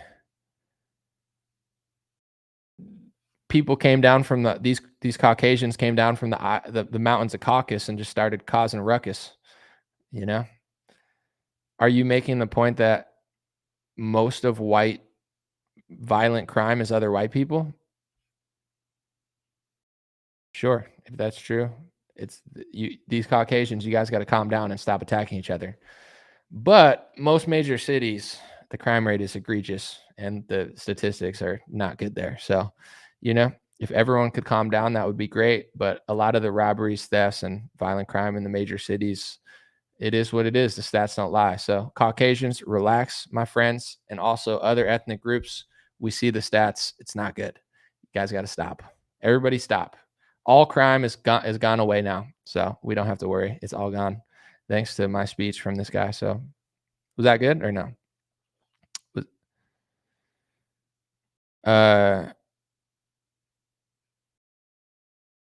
Was that satisfactory or not very good? What do you think? So I said anti-boomerism is rising. We love the boomers. Don't hate on boomers. They may have destroyed America and they lack the self-awareness to realize they destroyed America, but we still love them, okay? It's okay that they got lied to about the wars. It's okay that they got lied to about feminism. It's okay. It's okay. They said they were mad at Al-Qaeda for 15 years, and now that an Al-Qaeda guy leads Syria, they don't seem to notice because they're getting brainwashed on the next narrative. But it's okay, boomers. We forgive you. Because nobody's perfect. And the new generation is they're not gonna, I don't know, like what are 20-year-olds gonna do? Are they gonna like work? Do they have jobs? Do they do any does anybody under 20 like do anything, or they just sit on TikTok all day? I don't know. We'll find out, I guess. Someone said that boomer shirt is hilarious. Thank you, Soldier. I appreciate it. All right. Someone said Trump is not in on it. Okay. Do I think AOC will run for president, said Duke? It's possible. I think it'll probably be Gavin Newsom, but it's possible. I really don't like AOC. Her energy is very dark. Like when she talks, I can't even listen. It's not what she's saying, it's how she's saying it and what she's saying. But like, I don't find her appealing. I think Zohran, even though he's a phony, he's a little bit more likable than AOC. AOC is just it's like cats on a board to me. I can't stand AOC. I'll say something too that's unpopular. I think maybe it's not, but Remember how I told people years ago that I didn't trust Vivek and I never liked him? Like, just everything about his speeches and stuff, I just felt like it was so phony, so fake. Like the pharmaceutical billionaire pretending like he's just like us. I never bought it. Most people didn't understand it. Then last year, everybody kind of figured it out. But I feel that way about Stephen Miller. I don't hate Stephen Miller. I don't dislike Stephen Miller. I don't know Stephen Miller. But when Stephen Miller talks, I've never once felt spiritually connected to it. Like people are like, that's such a great speech. I don't connect to it energetically at all. Like everything to me feels very Vivek, like forced, cringe, just like corny. I don't know. I feel like people are so deprived of like leaders that they just anybody that says what they want to hear, they just think is like an impressive person. But like I get why people like Trump, because Trump in his prime was so interesting to listen to. He sounds authentic. Even JD Vance sounds authentic sometimes. RFK sounds authentic to me. Stephen Miller has never once sound authentic. I can't believe so many people like think, oh, he's going to be the next president. Like he's just like it just nothing. It's like Vivek. Nothing connects with me whatsoever, but it's just me. Yeah, like I don't know. People are like, dude, that speech was amazing. And then it's also one of those things too. When these people talk about us, I'm like, what do you mean by us? Like people are like, yeah, he's fighting for us. Who's us? You know, like, do I think Trump is fighting for us? No. Do I think the Republican Party is fighting for us? On like 20% of topics, maybe, but no, not really. No. So, like, when they say all these things, like, we're fighting for West, what do you mean by Western civilization? Because Western civilization is like not doing well. And you guys are kind of not doing anything about it. And I noticed this weird trend where any nation that seems like they are doing well is always at odds with America. Like, if America successfully did anything to Russia, Russia would fall apart and look like garbage. I guarantee you they would destroy Russia.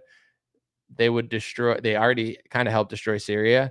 It's like everything the West touches turns to not gold anymore. It's not like, oh, America's coming to town. Now Spain and Germany and France and UK are amazing. That's not the case. So it's like, who's us? What are we doing? What are you doing? But it's whatever. I don't think Kamala's going to run. I don't see it. I mean, she could, but I don't think she's like witty enough, or I think Newsom has what it takes to win. Not that I think he's good, but I think it's a game of like who messes up less or who can form a coalition. Trump did a great job of winning, but as far as like the next generation, I don't know. I'm excited personally, and I'm not trying to rush to that point. Obviously, like I want it to naturally happen and nothing like, I mean, Trump is hella old, but you know, after Trump's administration, when the next election comes around, personally, this is just my hope. I'm tired of him. I want him to get out of the way and let somebody else lead.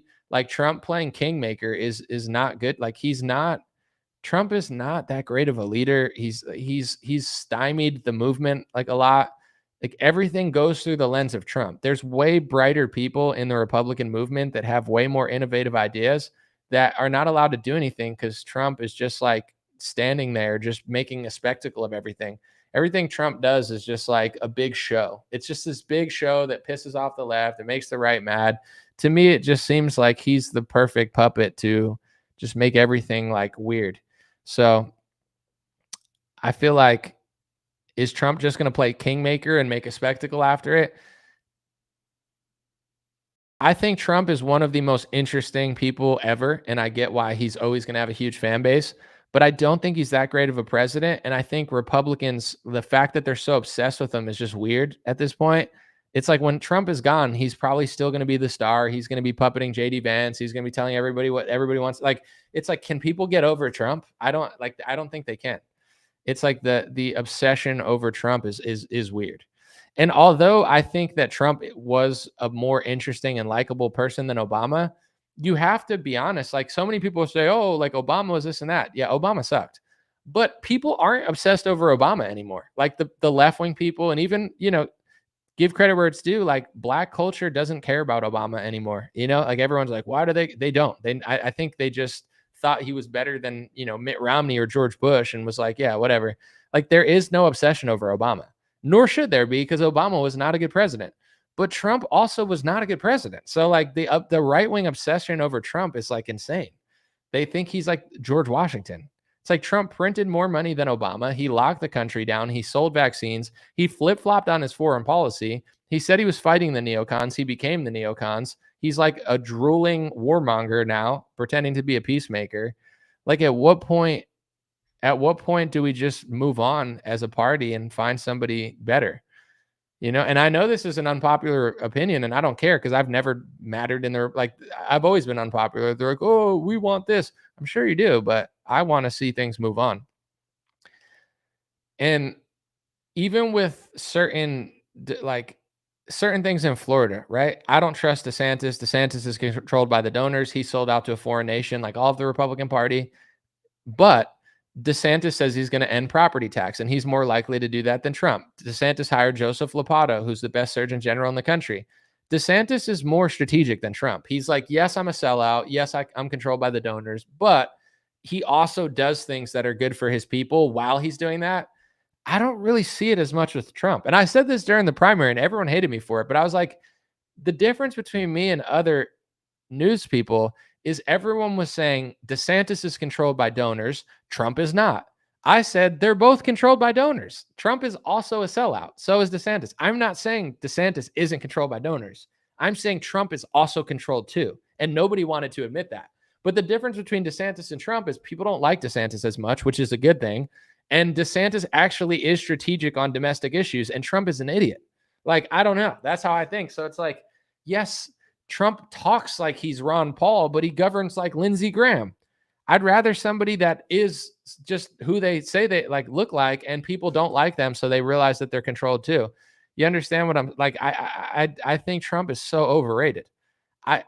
Everything that DeSantis would have done with foreign policy that everyone was complaining about, Trump is doing. You don't think like Israel, Ukraine, DeSantis probably would have done the same exact thing. It's not like Trump is this like radical peacemaker. He's doing everything Israel wants, and he's doing everything Ukraine wants. Trump is doing nothing.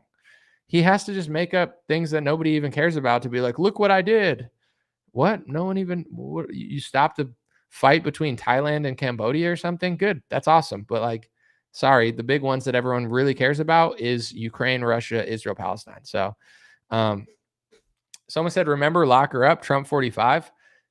Trump gave Hillary a standing ovation. He's like, it's all one big club. I'm not trying to sound like I'm such a pessimist or whatever, but I'm right.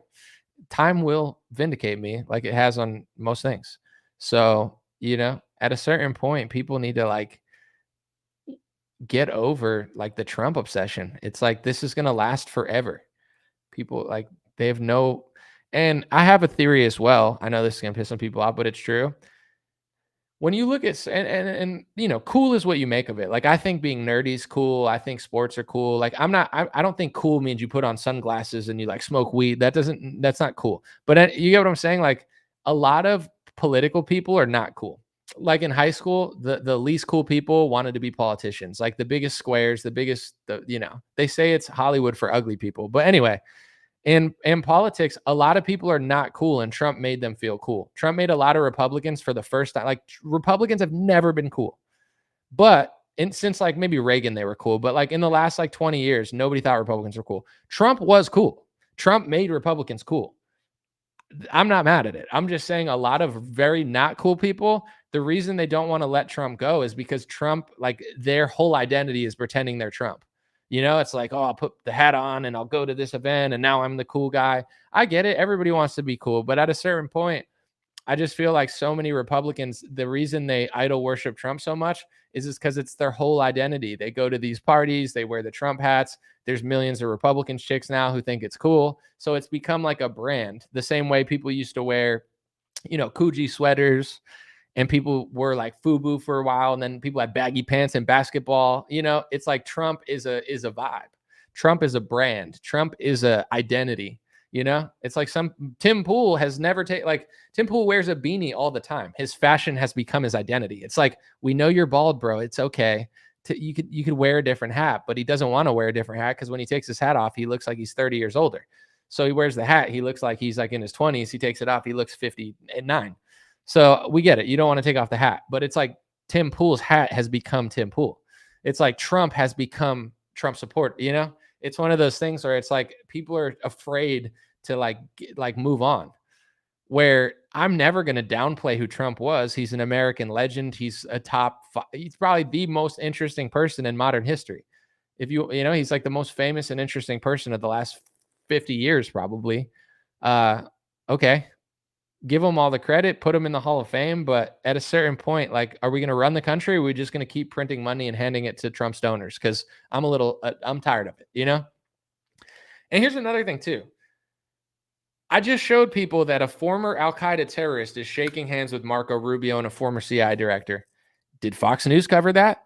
Did CNN cover that? Did New York Times cover that? Did Washington Post? Like, does any did your favorite Republican media station cover it? Do all these people who claim that they're fighting radical terrorism, did they explain it? Did they do a journalistic piece that's as good as mine? No. So, like, why do people, you know, not that they have to do it this second, but if they're going to tell you to fight Al-Qaeda for 10, 15 years, and then when an Al-Qaeda terrorist takes over Syria and they tell you, psych, we were always, you know, we're buddies with them now, like, at least a journalistic question about it. Is there going to be any Jesse Waters report on this? Is Sean Hannity going to ask a question? I'm not asking people to hate the guy. Just ask a question. Ask him do journalism. Do journalism. Is anyone in America going to do journalism to this guy that was considered a wanted terrorist a year ago? No one. If no one's going to do it, then why do people trust these Republicans? Trump's shaking hands with them. He doesn't give a shit. Why do you care? I don't get it. I don't understand. But it is what it is.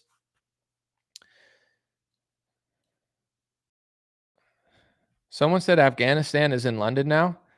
Honestly, there's probably areas of Afghanistan that are safer than London because even though, you know, they have crime, they probably have stricter laws than London does. So London's probably more dangerous than parts of Afghanistan. I'll ask. I mean, I don't know if they have the exact statistics, but let's see. I'm going to just ask AI. Is London more dangerous in some cases than some areas of Afghanistan? The Taliban doesn't play. They're not feminists. They don't believe in weak on crime. So I would guess that a lot of parts of Afghanistan are actually safer than London. Let's see. I'm just trying to read what they say. Dun, dun, dun, dun, dun. There's too much. Conclusion: London is not more dangerous overall than most areas of Afghanistan. Homicide rates, terrorism, and instability make Afghanistan riskier. However, in specific cases like petty theft or urban pickpocketing, London exceeds risks in rural Afghanistan or even Kabul streets. So London has more theft than Kabul. Okay. That's not, they're like, well, not every, you know, I mean, yeah, when it comes to like theft, I mean, I guess Kabul is safer than London. It's like, yeah, that's not good. You know, that's not a good sign for London, but whatever. Someone said England just wants to be a caliphate so bad. Well, here, if you want to do next level stuff, okay, why did London get flooded with refugees? Who allowed that, or what wars were started in order to create the refugees, and who were the wars serving? If you can go that far, then I'll listen. If you know, if you can only go as far as Fox, where it's like, look what's going on in London. Yeah, the wars that you guys told people to start are the reason it looks that way. And I'm not trying to, I'm just going to say it, but I'm not trying to be taken out of context or called hateful, but this is the reality. Left-wing controlled opposition, deep state Bolshevik media versus right-wing Zionist media. It's like the Zionist media will tell you to start a war. The Zionist media on the right will tell you that it's to fight Al-Qaeda, and then it'll create a bunch of refugees, and then the Bolsheviks will flood your nation with refugees, and then the Zionists will point and be like, how did that happen? It's like, because you told everyone to start these wars to create it. The left and the right, they work together.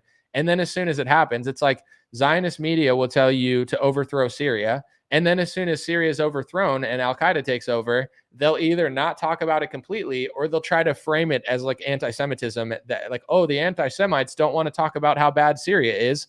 You were the ones that said you wanted to overthrow it, or you had news hosts or news report, you know, the same people that are reporting that they wanted to overthrow Syria are the same ones who will act shocked when Christians get slaughtered in it. So just like I can't stand left-wing media or Bolshevik ideology, like Zionists are fake opposition Republicans. So if you can't figure that out with every topic, to me, like there's no point of even listening. You're 20 years behind. Like that's the reality of the situation. And I'm not saying necessarily that your opinion about a foreign country means that you're wrong about everything. I'm just saying that most fake opposition Republican media in America is Zionist media, and this is what they do in routine. It's like the exact same relationship between Trump and the Democrats during COVID. Not saying it had anything to do with Zionism. I'm just saying it's the same sort of ideology where it's like Trump prints a bunch of money. Trump passes the CARES Act. Trump says he's the quarterback of the lockdown. Trump puts Fauci on a stage, and Trump extends the lockdown. And then in the CARES Act is all the things scamming you. And then Trump and Republican media sits back and is like, it's the left. And then Bolshevik media tells the Bolsheviks, oh, they're going to hurt us because they won't lock down. And it creates this chaos, and everybody's stupid. That's every topic ever. If you like, I'm not saying this to be edgy. If you can't figure out that ideology, then you're going to be wrong or slightly misled on every topic ever. Name a topic in the comment section, and I'll tell you how Bolshevik left-wing media lies about it and brainwashes people, and Zionist media is the fake opposition, and they, feed you fake information in order to trick you. Name a topic. Give me any topic ever, and I'll tell you how they do that 99% of the time. Trump's energy felt a lot like Bush's. Well, Trump is doing what George Bush did, just like George Bush could do it because he wasn't hated at the time. Trump is not hated now, so he can do George Bush's thing because he can do America, same as George Bush. It is very George Bushy. It's just Trump is trusted. So was Bush, though. Bush won 2 elections. He was trusted until he wasn't. Trump will be trusted until he's not, and they'll do the same thing they did to Bush. They'll be like, whatever, go do a book tour or something or paint.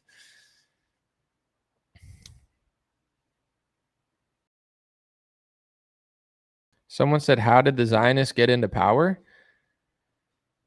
I mean, there's a lot of ways I think you could think about it. One, let's start with the least nefarious and the most complimentary. It's like intelligence, hard work, dedication.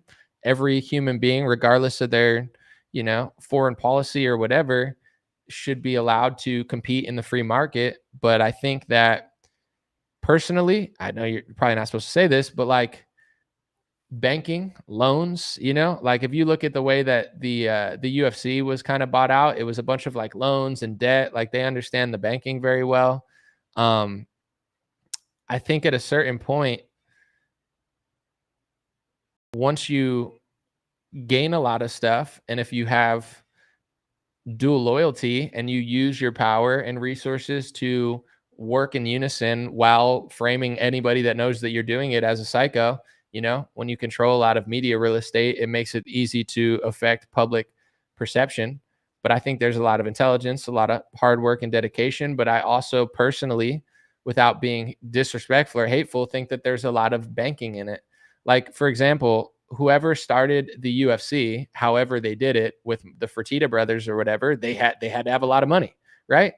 And then I think it was Ari Emanuel or whatever bought it with TKO or Zuffa, bought it out. And if you look at, there's articles about that where he was using banking and loans in order to raise enough money to do it. And it was a huge risk. I don't fully understand that stuff. And I'm not playing the victim and acting like people can't understand that. But, a lot of it has to do with banking.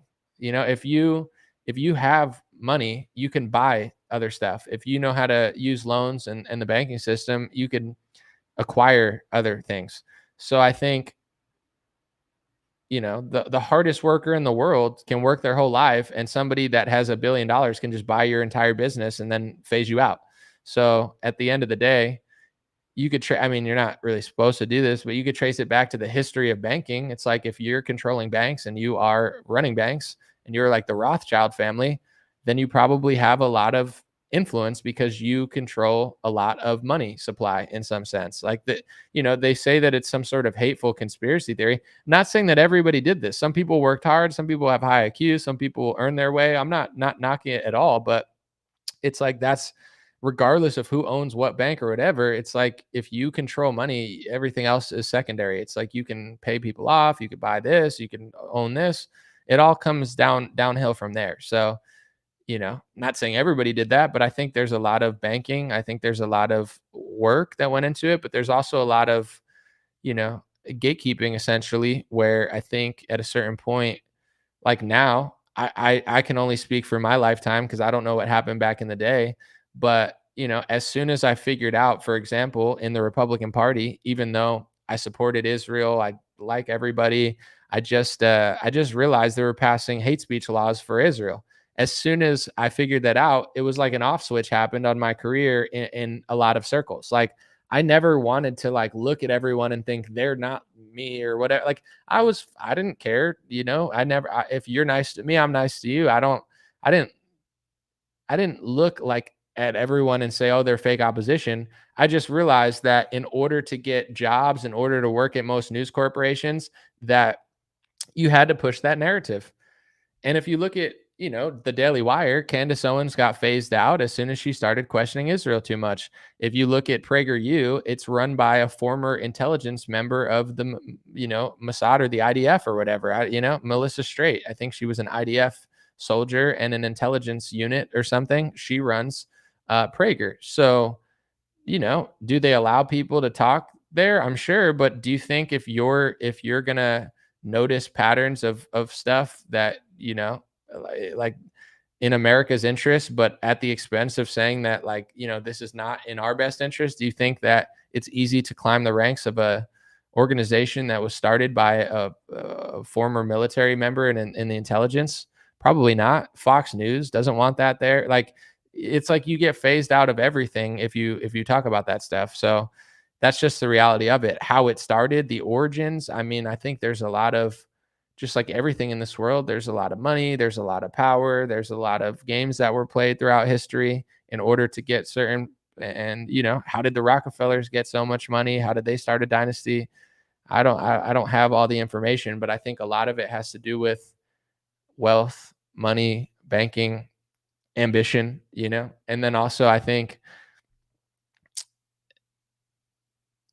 having I don't know the right way to say this because it's obviously going to be taken out of context and used against me, but I think that a lot of people, not all, but a lot of people in that space, they work internationally amongst themselves while simultaneously saying it's hate speech to say that they're doing it.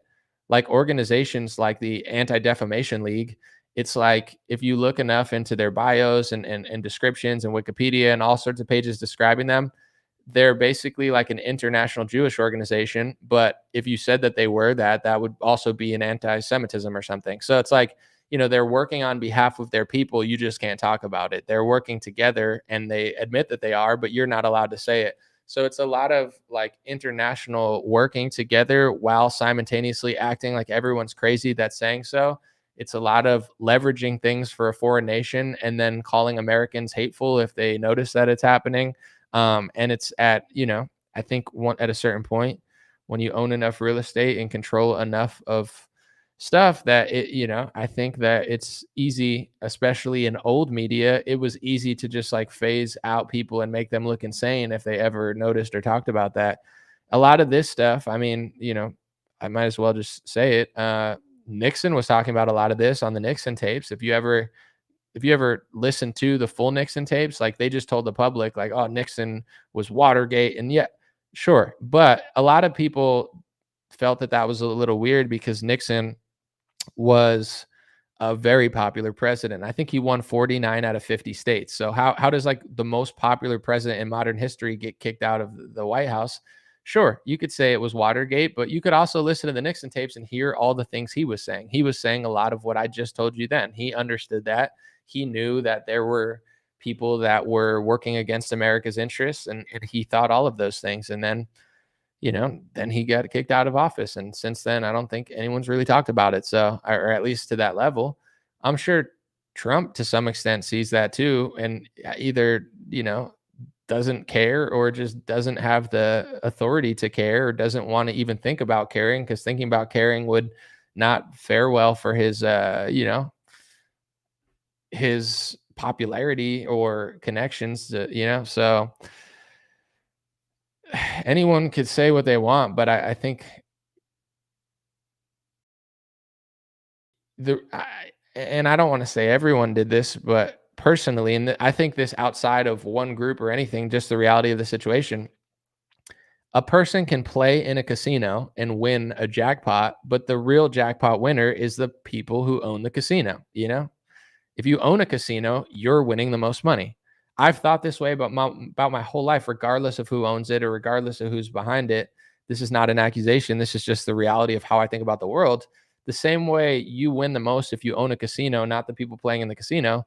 People who own the banks pretty much own everything. Like how, if you own, like if you were part of an international family that owned banks in like 20 major cities or 10 major cities, you think you're having trouble doing anything, you could literally pretty much just buy everything. Like, if you, it's like in Saudi Arabia, it's much more transparent because like these Saudi kings or whoever they are, they have all the money and they just do whatever they want. Like literally, it's just, you could see it because they're not hiding it. Like the Turkey Al-Sheikh, how rich is that guy? What does he have, trillions or something? I don't know how much he has, but Turkey Al-Sheikh can do anything. He could put on a boxing match between the greatest boxers on planet Earth, lose money, and he doesn't even care. He's like a kid just doing what he wants, like Richie Rich. You know what I'm saying? He's buying this, he's buying that.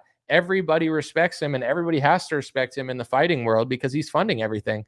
He's, it's like, am I anti-Saudi for saying that Turk Al-Sheikh is running things? He is. He's right.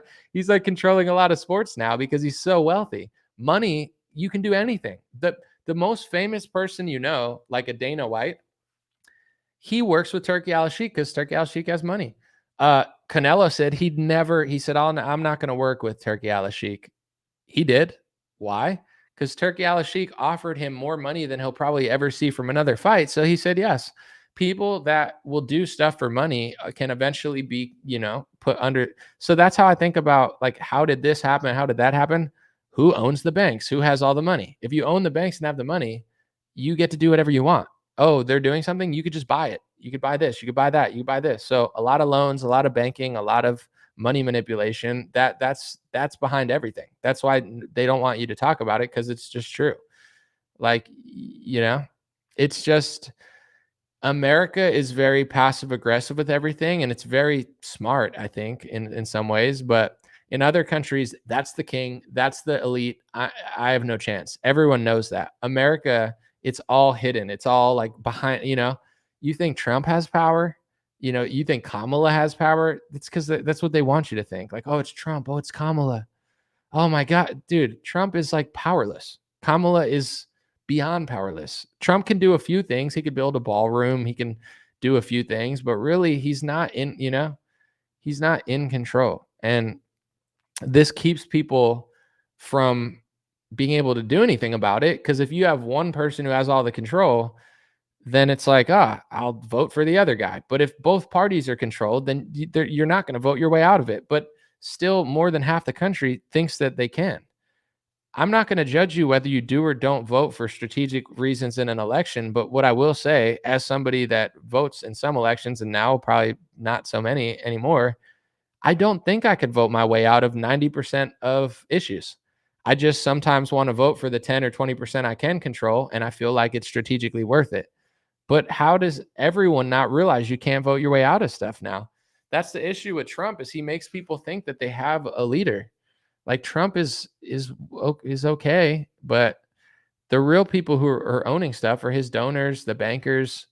These are the people that are running the show, the people giving him hundreds of millions of dollars, the people that he has no leverage over, the people that have so much leverage over him in so many different ways that he's literally like trapped,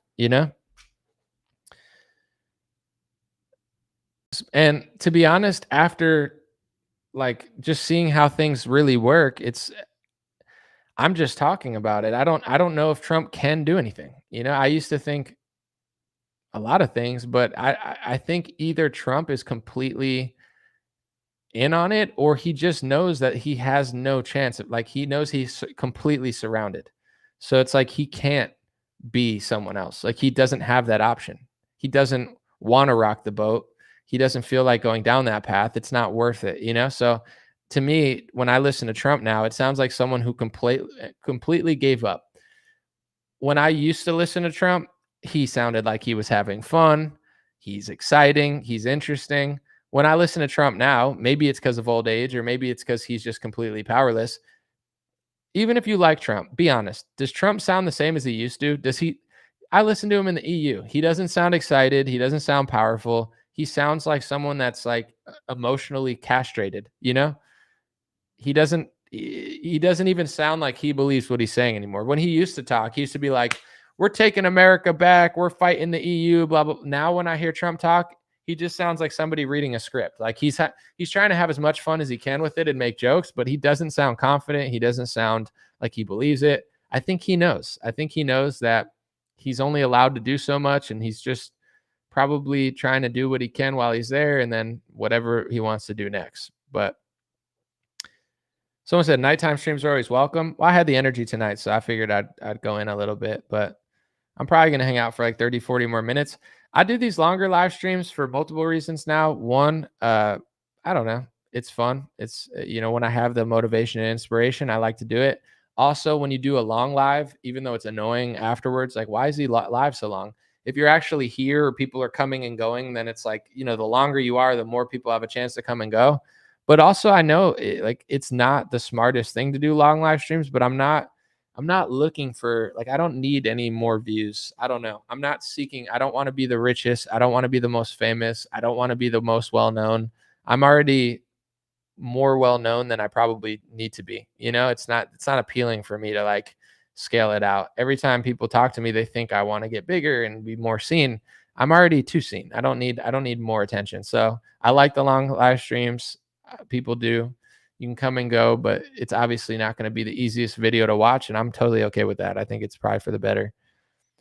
Love King live streams. Hope they stay late. Thank you. Why is there already a remigration script after they're already in Europe?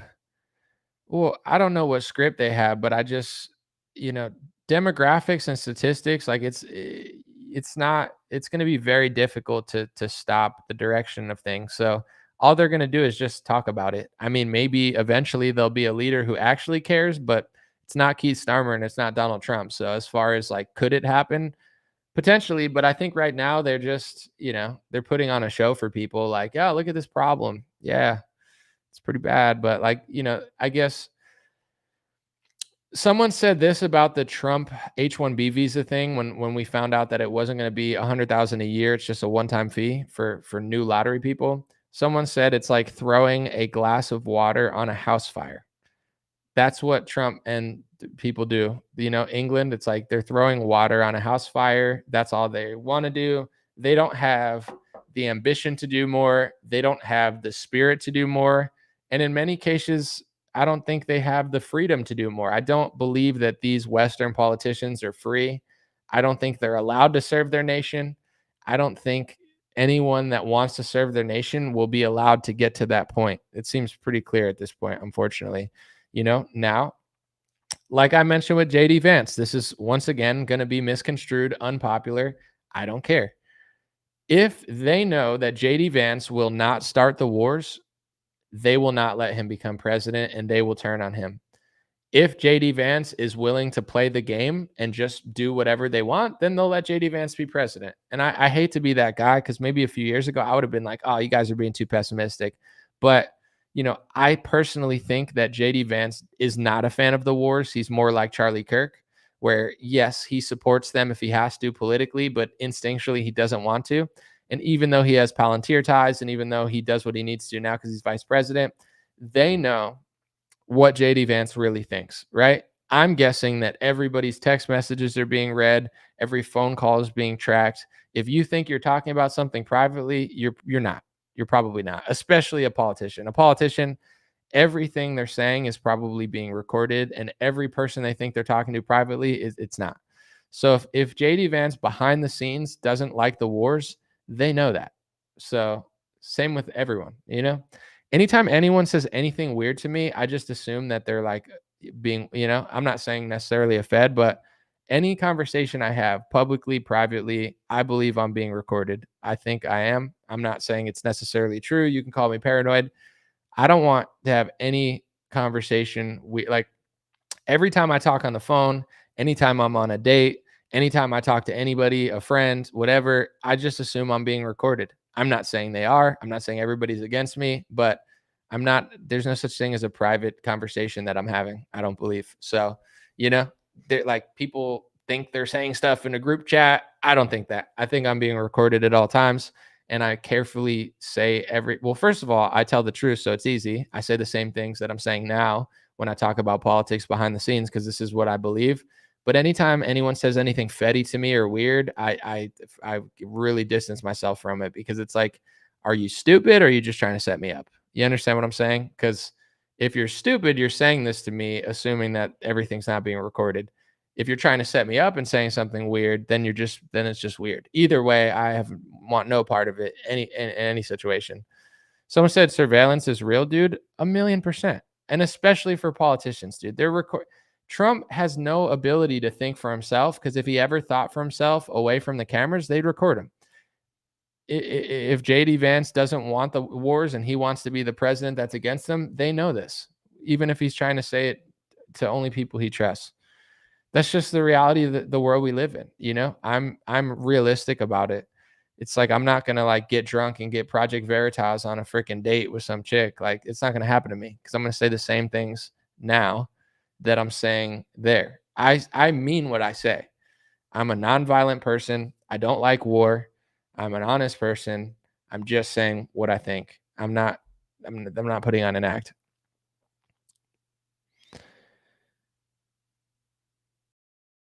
Someone said, just have conviction in your belief and stay right. I say, there's nothing, they could record me all they want. I'm saying the same things publicly. I have a live stream that's 3 hours long. I've said what I think. So if someone asks me a question on the phone or in person, I'll say the same thing, because it's what I think. And I try to be thoughtful and careful about what I say for many reasons. But really, the most important one besides surveillance is, are you being honest? If you're a journalist, are you trying to tell the truth? If you're telling the truth isn't just saying you're a truth teller and then lying. That's what a lot of people do.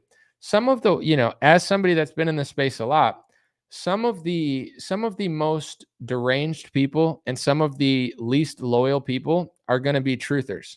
Because if you go to the truther community, it's like libertarians or anarchists, where everyone's such individual. And I like libertarians and anarchists. I'm just saying, like, truthers, everybody thinks they know. If you sit in a room with 20 truthers that thinks that they're truthier than you, someone thinks Charlie got killed by these people, somebody thinks Charlie got killed by these people, somebody thinks it's this, somebody thinks he's alive, somebody thinks it came from above, somebody thinks it came from below, someone thinks it came from the left, someone thinks it came from the right, someone thinks it's the Freemasons, someone thinks it's this, and everybody's so sure of themselves, right? And then they'll end up hating you, because if they're willing to turn on other people based on no information, then they're willing to turn on you based on no information. So, I already know from experience, just those type of people, it is what it is, and everyone's entitled to their opinion. But so many people think that they're so much more smart and honest than they are, and they're very kind of deranged. So, without being rude about it, I'm just being honest. Like, I've learned that the way people treat others is the way that they'll treat you.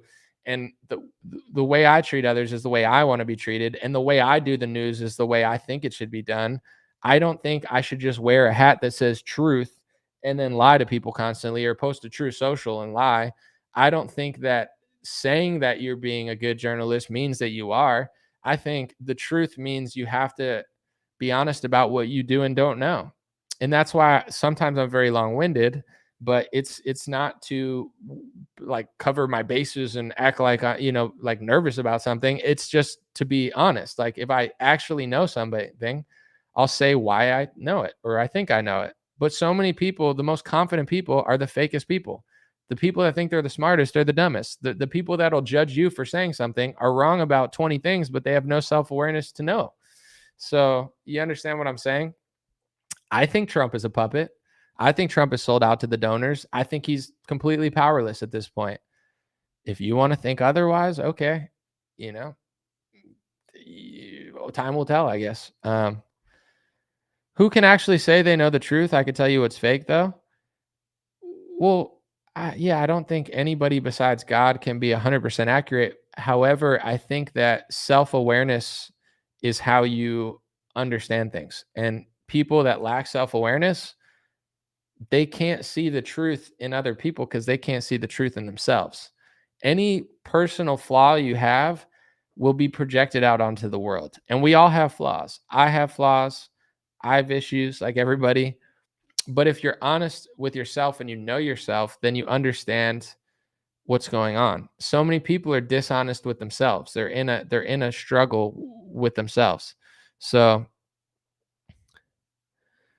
someone said Trump has controlled opposition. 5 minutes later, I think Trump just sounds like he doesn't have the pull anymore. Well, I mean, these are not necessarily exclusive. I don't know whether Trump wants to do the right or wrong thing. Personally, I don't think he has the will to do what's right. I don't know him personally. I don't know if he wanted to and just realized how politics works and realized he has no power, or if he never wanted to. But him being a puppet, whether he wants to or not, that's what I think is going on. So you can not like how I'm saying it, but I think it's possible Trump came into politics with good ideas and realized that he's completely on a leash, and now he just completely lost the will to even pretend. Maybe Trump was always in on it, and maybe Trump just never actually cared. That's either one of them is possible. You could think which one you want, but either way, I think he's a puppet. So I don't think that the two things are mutually exclusive. Like if you're a puppet because you realize you have no power, you're still a puppet. If you're a puppet because you always wanted to be that, then you're that anyway. Like, I don't think one or the other makes him not, or it's so wrong that I said that. But, there's people here that don't even like that I said that. They don't think he is a puppet. The evidence seems to go in the other direction. But if you want to think something else besides what I said, then that's fine. As long, I appreciate you listening and considering me and liking my stream enough to feel like that there's value here. Someone said exactly. That's why I like you, Anomaly. I have no problem saying I'm not sure and being willing to change based on new information. I talk to a lot of people. The smartest, the wisest, the most accurate people were not judgmental, angry. And I'm not judgmental in a way of like, oh, I diss or don't like that person. I'm just saying, like, it's always the rudest and most like aggressive person. Even though I know everything I know, I could talk to someone who knows nothing and make them like me, because I can treat them where they're at and not like overwhelm them or act like I'm so smart. The dumbest people I've ever met act like I'm an idiot when I talk to them, right? Like, if I'm on a date or I talk to somebody or I meet somebody, I meet them where they're at. I have conversations and I'm thoughtful about what I say. And, I feel like I'm humble in my approach of how I talk about it if I'm going to talk about anything meaningful. Whereas when someone talks to me, like, the dumbest people talk to me like I'm a moron, interrupt me, think they know everything. You get what I'm saying? It's like the people that are always doing that, acting like they're so smart and I'm so dumb. It's always the dumbest people I ever meet. Smart people and wise people don't act that way. You don't have to, talk like that. But those are the people, that's why they get tricked. They think they know everything. They're not willing to admit what they do and don't know. If they meet somebody, they're not trying to learn, they're trying to talk. That's the difference between someone who learns more and someone who just wants to hear themselves talk to someone else. I get it. I talk for a living. I'm literally talking to myself now, but in my day-to-day life, I like to hear what people have to say.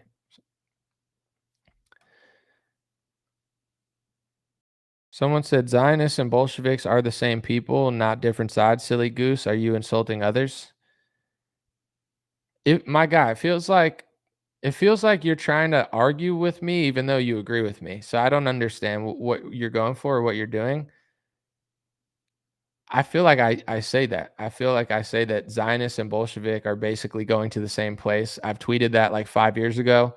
I say that they're both fake opposition to some extent, and they're both playing off each other. I feel like I literally say that, and then you say something combative in the comments as if I don't even disagree with you. I think in many cases they overlap. In many cases they're the same side of the same coin. So I don't know like why. I don't know why you want to make an argument out of it. Anomaly likes his own voice. I have a lot of thoughts. You spelled my name wrong, by the way. It's AN0MALY. I have a lot of thoughts during the day, and sometimes these long live streams allow me to just get everything out, and then, I'm at peace with it. But I would say I don't know what I would have done if this wasn't what I did for a living, but luckily I could stream and it becomes like a job. So, you know, speaking of which, I just want to let people know again, real quick, and then I'm going to get back to the stuff. If you haven't yet and you want, I have a limited edition hats. God bless. God is great. I'm just going to show you guys. It's at dreamrare.com. The new hats, they're white and black. The white one says God bless. The black one says God is great. And I actually got black God bless hats now. And you see they got an American flag in the back. They're made in the USA. They're sourced in the USA. I paid more. I'm not just saying this. This is the type of person I am.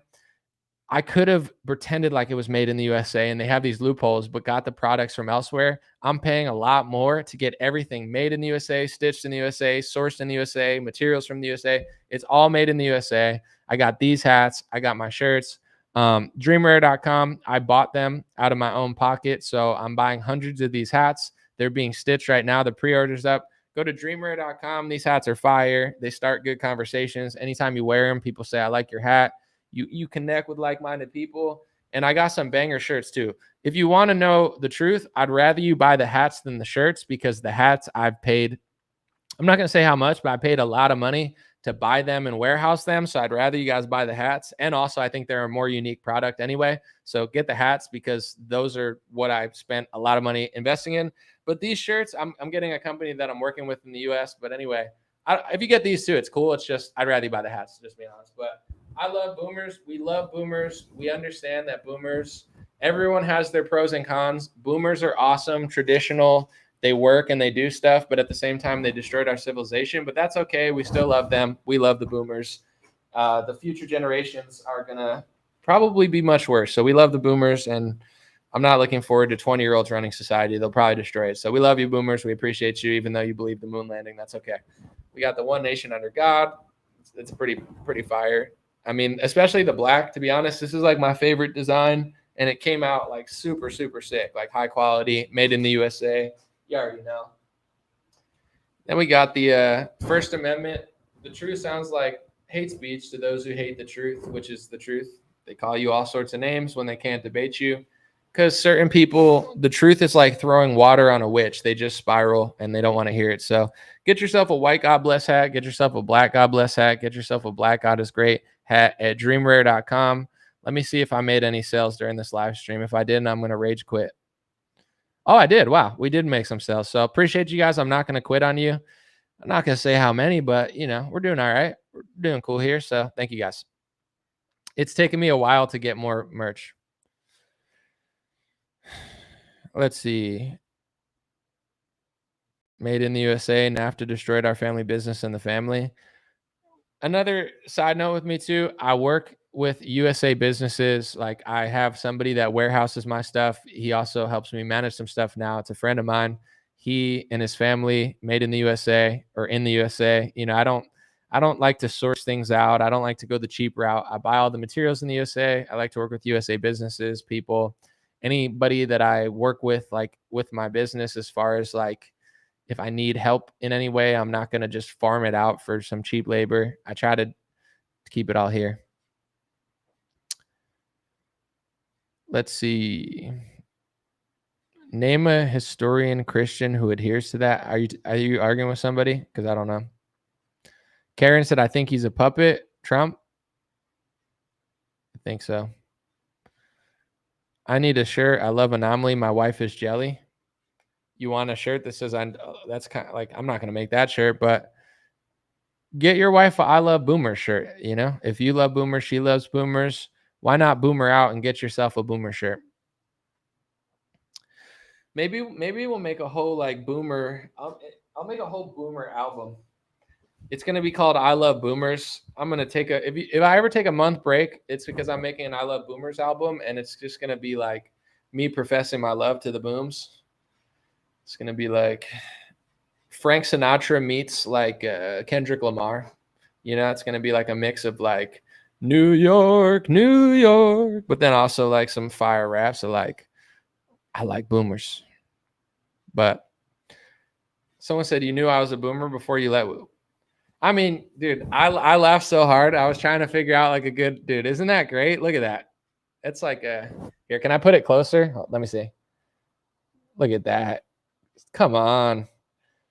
Dude, admit, we look like we're really having a great time. Me and we're just talking about whatever. Dude, there's so many things we could do with the boomers. We could play trivia, we could watch sports, we could talk about the olden days, but we got lied to about the wars, unfortunately. And, Republicans and Democrats tricked us for 40 years. And it's not exclusively one generation's fault. It's just that one generation doesn't get it. They don't want to admit that they got tricked, which I understand, but it's, it is what it is. The youth, I'll take a boomer over a 20-year-old liberal any day. So we love the boomers. What's going to happen when 20-year-olds are 40? I don't know. I don't want to know. That's why we got to live in the present moment. Someone said, I'm going to make a shirt saying I am a boomer, so F you. That's a good one. We love the boomers. Did I say that yet? If not, I'll say it again. We're going to do a round of applause for every generation. We'll start with the boomers. Everybody on the stream, give me a round of applause for the boomer generation, please, and the moon landing. It was super real.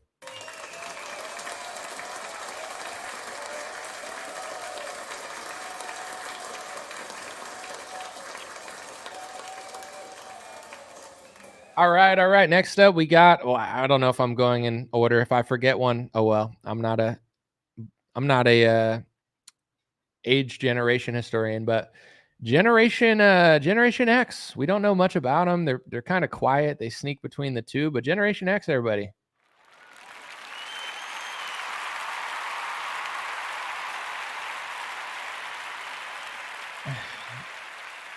Coming up is my generation. We call it the last normal generation. I remember going to basketball practice with no cell phones. Kids, you might not know this, but we actually had pay phones. And my generation, along with the boomers and Gen X, we like to talk to Gen Z and the other weirdo generations and be like, we had the last good childhood. We remember what it was like to have a good time. We remember what it was like to go play and have your parents say, come back when the sun goes down. So I feel like all the younger generations, they group us in. Hey, what's going on here? They group us in with boomers and Gen X because, we millennials can kind of play both sides. We're cool enough to be, with hip, but at the same time, we're yeah, no, your generation sucks. You guys got muzzled and locked down and you got iPads, but we, the millennials, actually remember what it's like to have a childhood. So I feel like the younger generation, they hate us because all we do is talk about how much better it was when we were young. The millennials, everybody, clap it up.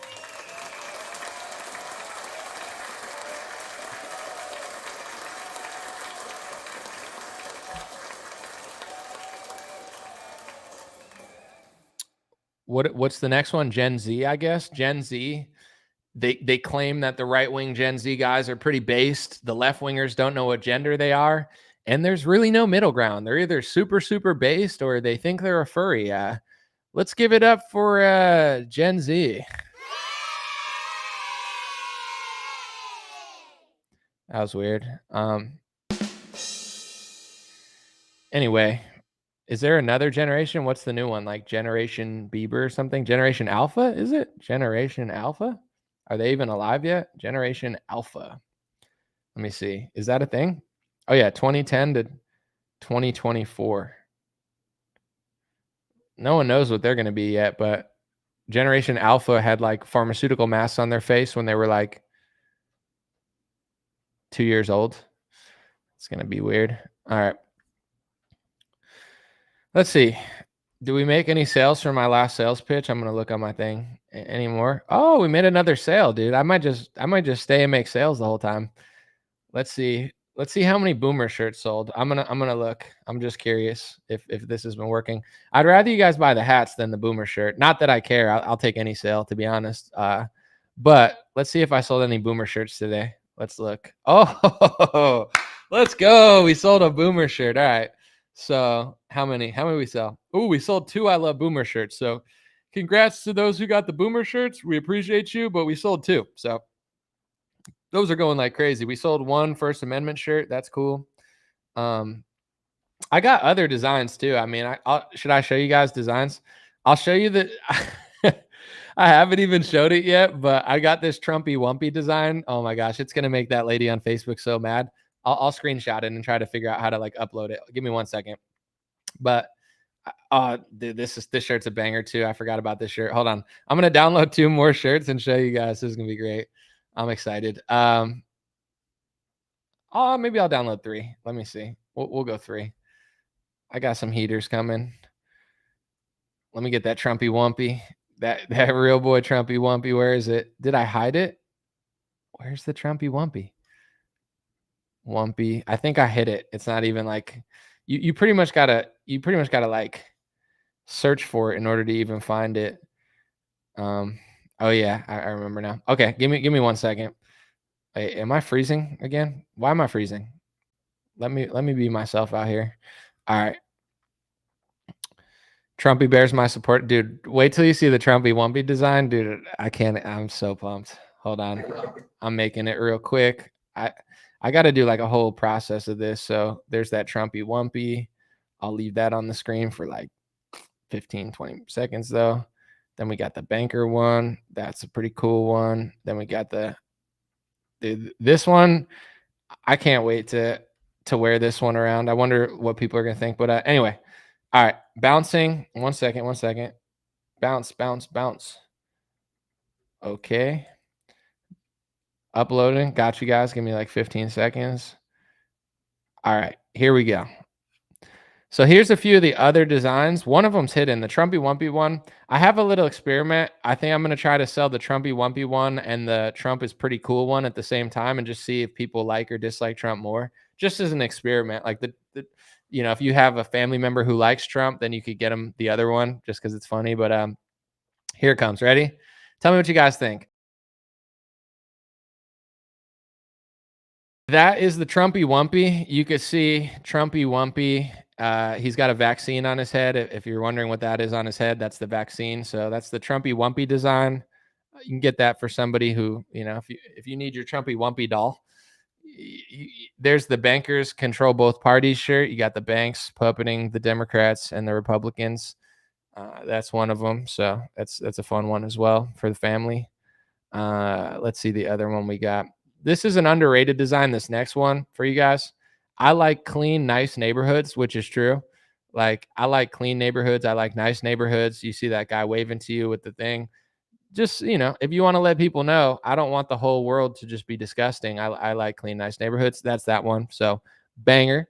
And yeah, I'm pretty excited about all those designs. Listen, let's just say I took a long time making all those. So we'll put them back on the screen again. There's that Trumpy Wumpy. You could see he's a little upset. He's got the vaccine on his head. He's like a vaccine superhero.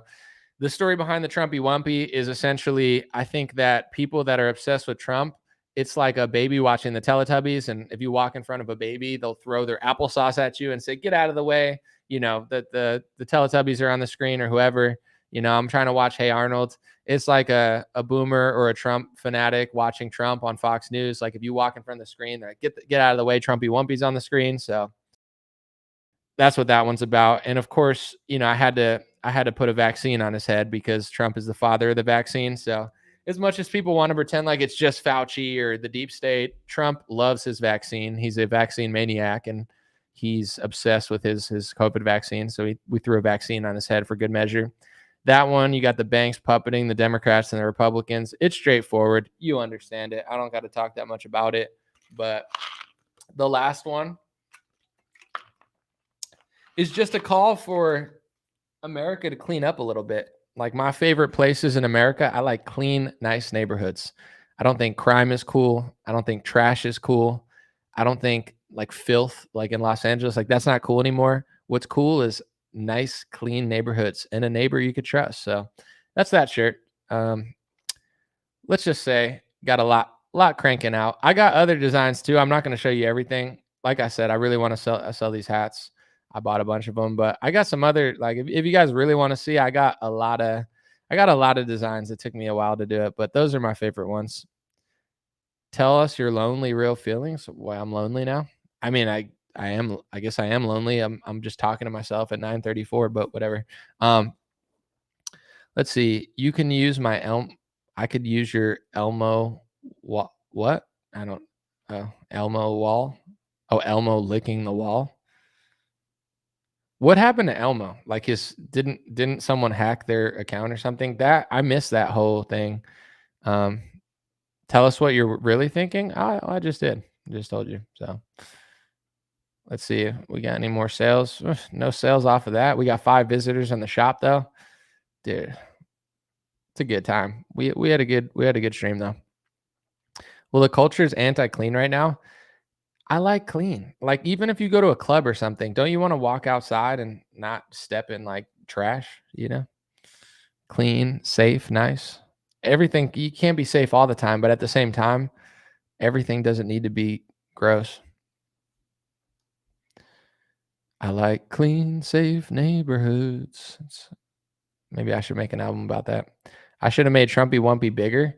I mean, it is big on the shirt. It's just it looked like it was zoomed out. So I mean, the Trumpy Wumpy is gonna be like, I mean, that's pretty big. You know what I'm saying? Like I love boomers. I'm pretty sure the Trumpy Wumpy's similar in size. Like I wouldn't call it small. I haven't worn this out yet. Should I wear this out and just like walk around? What do you think is going to be the response? Like if I wear this around, is this a shirt you just go to town with, or do you just like hang out with your family in this shirt? I don't really know. Maybe this is like a wear to Thanksgiving shirt. I can't really tell, but I might just wear it out one day and see the response. I could tell you when I wear my God bless hat or my God is great merch, everybody compliments it. They're always like, oh man, dude, where can I get that hat? That hat's amazing. And every time I'm like, it's my hat. Go to dreamrare.com. So it becomes like a whole thing where they think I'm selling them because I am, but you know, where's the hats? Oh yeah. It's about to be winter again. We got a bunch of black hats. We got these God bless hats, these beanies. Tim Pool could wear one of these if he wants to come to Christ, but he likes just a plain black beanie. He doesn't, I'm not sure what he thinks about God. He probably thinks his beanie's God or something, but maybe he's got a small beanie under that big beanie. That's what a lot of people speculate, but who knows? Anyway, we got the black, we got the blue, we got these, you know what I'm saying? We got the white, we got the black. So it took me a long time to get everything in stock, but it's here. So you're going to be hearing about it more. And I might have to aggressively sell my hats because I'm trying to work with somebody to do sponsorships and stuff a little bit, but I'm also really picky. So, you know, I don't know. Like I had one offer. I'll just tell you guys. I don't know if it's funny or not, but it's funny to me. But you know, I had like a sponsorship offer, but it was like, you know, it wasn't exciting to me. The product was okay. And I don't know. It like the price wasn't exciting to me. The product wasn't that exciting to me. It's something that I would do because I think it's ethical, but it was just whatever. And I was like supposed to check my email to like, you know, approve it. And I was like, you know, I want to do this video today. I don't feel like checking my email right now. And they're like, but we need to do it by tomorrow. I was like, yeah, well then it's probably a no because it's not that exciting. And they were like, why is it not exciting? I was like, it's just not. I don't know. The price wasn't exciting. The product wasn't that exciting. Like most people just sell whatever. They're like, I'll sell it. I'll do it. I'm like, nah, I'd rather not right now. So I don't know if I'm going to do that many products because people probably hate working with me because they're like trying to get me deals. And I'm just like, you know, I don't know about that. I'm more excited selling my hats or just not selling. Like if I got to make a reel and promote a product, it's just like, I don't know. I'm not for certain prices. It's just not worth it to me. I'm just like, nah, not for that. Maybe a little more. And it's not like the product is that bad. I'm just saying like, if it's a product that I think is good, but I'm not like head over heels about it, and they're trying to get me to do this and that, I'm just like, nah, not right now. I'm okay. So the hats are amazing. Thank you. I appreciate it. Someone said, I could not believe our news guy wasn't talking about this guy. Thank you, Anomaly. I appreciate it. I don't think the news is going to tell anybody because the news is essentially in on it. Maybe not directly, but it's like they lie. The government does something. Then when it all unravels, they're not going to tell you necessarily. Let's see. Someone said, yes, I'm getting the new merch in black. I always get mustard or something with the white tees. Well, some of the tees, like some of them are in different colors. If you get the t-shirts, like I could just like look right now. The I Love Boomer shirt, you can get it in white, you can get it in black, you can get it in pink, you can get it in red. That one looked good with all the colors, so you could really, you could boomer out and just really get any color.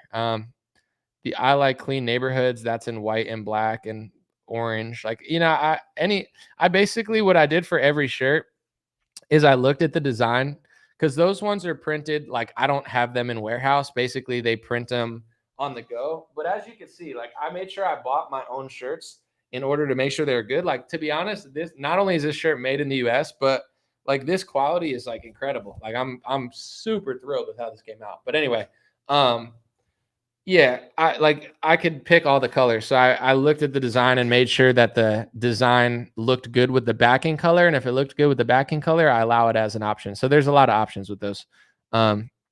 What size am I holding? I think I got all larges, to be honest. Yeah, this is a large. So made in America, the true American tee. And here it says, I'm not going to say the company, but if you buy a shirt, you can read it for yourself. But it says cotton harvested in the USA, cotton grown in the USA, yarn spun in the USA, knitted in the USA, fabric dyed in the USA, sewn in the USA, made in the USA, 100% pre-cotton. This is a large, but I'm really out here doing all in the USA. Like it's they can kind of lie nowadays and be like, oh, it's made in the USA, but actually the products come from Nicaragua. I don't do that. I'm paying the premium in order to get the real made in the USA stuff. That's why I had to unfortunately raise my prices. I really didn't want to. And I hate that everyone's raising the prices on everything. But here's what I will say. People are raising the prices on other like shirts that they're getting from anywhere. These are not just from anywhere. So I don't know. I had to do it, but I guess because of the tariffs, it probably made foreign stuff more expensive. I don't know. You could still get hella cheap shirts though. Like if you get like a really cheap shirt, you know, you can get a blank for like under $10. These are not under $10 blanks. That's not how much I'm paying for them. I'll let you know right now. I'll just be honest with these. I don't even think I'm getting on a lot of the shirts like half the price. Like I'm not charging 2 times more. Most people charge 2 or 3 or 4 times more. I don't know how much my blanks cost, but they're way more than $10. So because I chose the USA ones, if I would have chose cheap ones, I could have just like charged $8 for the blanks, then charged like $29 for the shirt and made like 4 times my profit. But I don't play that game. Let's see. All right. We got 0 live visitors on the shop. That's crazy. That's crazy, dude. I got to go then. Sorry, guys. I'm just kidding. But I'm getting kind of hungry. Someone said, Anomaly, you have so many wackadoos in your chat. I have this skill where I kind of ignore certain, like, unless someone gets really crazy. But yeah, no, we got some weirdos for sure. But there's also some great people. It's just, I don't know. There's also some weirdos there too. But I haven't seen that much crazy stuff in the chat. But to be honest, I've been like ignoring it for 20 minutes. So anything you saw that you don't like, I guess I apologize. Are they better? What's the quality? Are what better? Oh, these? Yeah. No, these are definitely better. I mean, I don't buy like Chinese or like, you know, cheap shirts. So I don't know, like, to be honest, I don't know how to like compare them but let me put it this way. Yeah, this feels really thick. This feels like really solid. This shirt feels amazing. But with like even my hats, if you buy one of my hats or even these hats, like, you know, they feel pretty solid. I mean, these are cool too if you like beanies, but to be honest, I like these ones better. That's just my preference. But these are beanies. The beanies are beanies. But when it comes to like these hats, and we'll see when these ones come out and stuff, because we, you know, I'm gonna get a sample of everything before I send them out. But with like the hats that I've always sold, I could definitely tell a quality difference. Like if someone gives me a free hat or something, oh my gosh, what's going on? When someone gives me a free hat, it's always like super dinky and it just feels cheap. Like all my stuff, ask people in the comments if anybody's ever got like my shirt. My sweatshirts, I feel like I had the best sweatshirts. Everybody who bought my sweatshirt said, yo, this is the best sweatshirt I've ever had. I still wear them. They still hold up. Like the sweatshirts were incredible quality. You know, these t-shirts, these feel really solid. I haven't worn them and washed them yet, but as far as like the initial feel, they feel good. These hats are always better than any hat that anybody gives me. Like when a company usually gives you a hat, it's usually just like the cheapest, shittiest thing they could find, and I never wear it. So yeah, I would say it's all good quality. But you know, the thing with the shirts are, I mean, this feels really high quality to me. But the thing with t-shirts that I've noticed is even though ethically I like cotton because cotton is that's pre-shrunk too, which is good, which hopefully means it won't shrink. But cotton is better, I think, for your skin. Like I'd rather wear 100% cotton. Let me see this one real quick. Yeah, I'd rather wear cotton, but some of my like favorite shirts to wear, I like linen too. To be honest, I can't find linen to actually sell, but I like linen. It feels really good. Sometimes polyester feels good, but it's not. I don't think it's great on your skin. Like my sweatshirts that are amazing, they're mostly cotton, but they have some polyester. I don't mind that because it's a sweatshirt, and also I'm not like that big of a freak on my clothes. Like I still wear polyester clothes, but I try for t-shirts to sell cotton, and for my sweatshirts, I'm okay with mixing a little polyester and stuff. But as far as like feel, in my opinion, linen feels the best out of any of like the material that I've bought. And then sometimes like a polyester mix just feels like silky, even though it's not silky, it's plastic. So, I guess it depends what you like, but sometimes I've noticed that if I get cotton from like anywhere, that when you wash it, it just wrinkles easily, and that's it's like sometimes like cheaper polyester shirts don't wrinkle at all. So they're easier to wear because then you don't have to iron them and stuff. And sometimes certain cotton shirts I have, like they wrinkle really easily. But I'll tell you, like this shirt and these shirts, this feels way more solid than another cotton shirt I've gotten recently just at a party I was at. They just like handed them out. I want to see how it washes though. I haven't washed any of these shirts yet, so I'll let you know when I wash it, etc. But yeah, that's just the reality of like cotton. I just think linen is the best fabric as far as like to wear. I think this shirt is linen right here. I would love to sell linen shirts, but it's hard to get linen and like put designs on it and stuff. Like nobody does linen like that. As far as cotton, cotton is good and good for your, I think, skin and everything. But I just think all my cotton shirts, like I have to make sure I'll put them in the dryer for a couple minutes, then I just hang them up. Like a polyester or linen shirt, they just don't wrinkle like barely ever. So I guess that's the lazy in me. Like probably moms are watching this, like just iron the shirt. It's like, yeah, but I don't want to iron it. That's just my, my laziness or busyness. We need the silk. I would love to sell silk and linen. I just got to figure out how to do it. So maybe one day I'll sell linen. Until then, I gotta rock with what I got. Someone said, I don't mind cotton. I just hate the song Cotton Eye Joe. Well, that's anti-white. We don't like racism here. And we know white people love Cotton Eye Joe. So I think Cotton Eye Joe's a fire song. Bryce Mitchell comes out to it. I think it's awesome. Haven't been for Cotton Eye Joe. How do you not like that song? That's very racist, bro. Caucasian people worked really hard over the last couple hundred years to make things like Cotton Eye Joe, the song, and you not liking it is just really hurting my community. So take it back. Someone said hemp should be illegal. Hemp shirts, or are you saying hemp should be legal? I can't tell.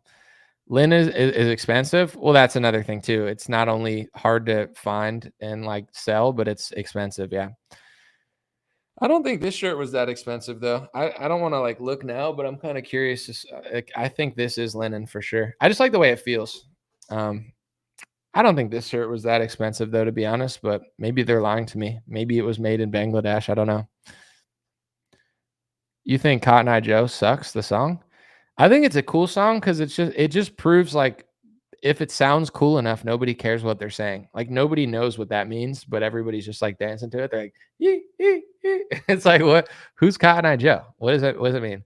If it hadn't been for Cotton Eye Joe, I'd been married a long time ago. Where did you come from? Where did you go? Where did you come from, Cotton Eye Joe?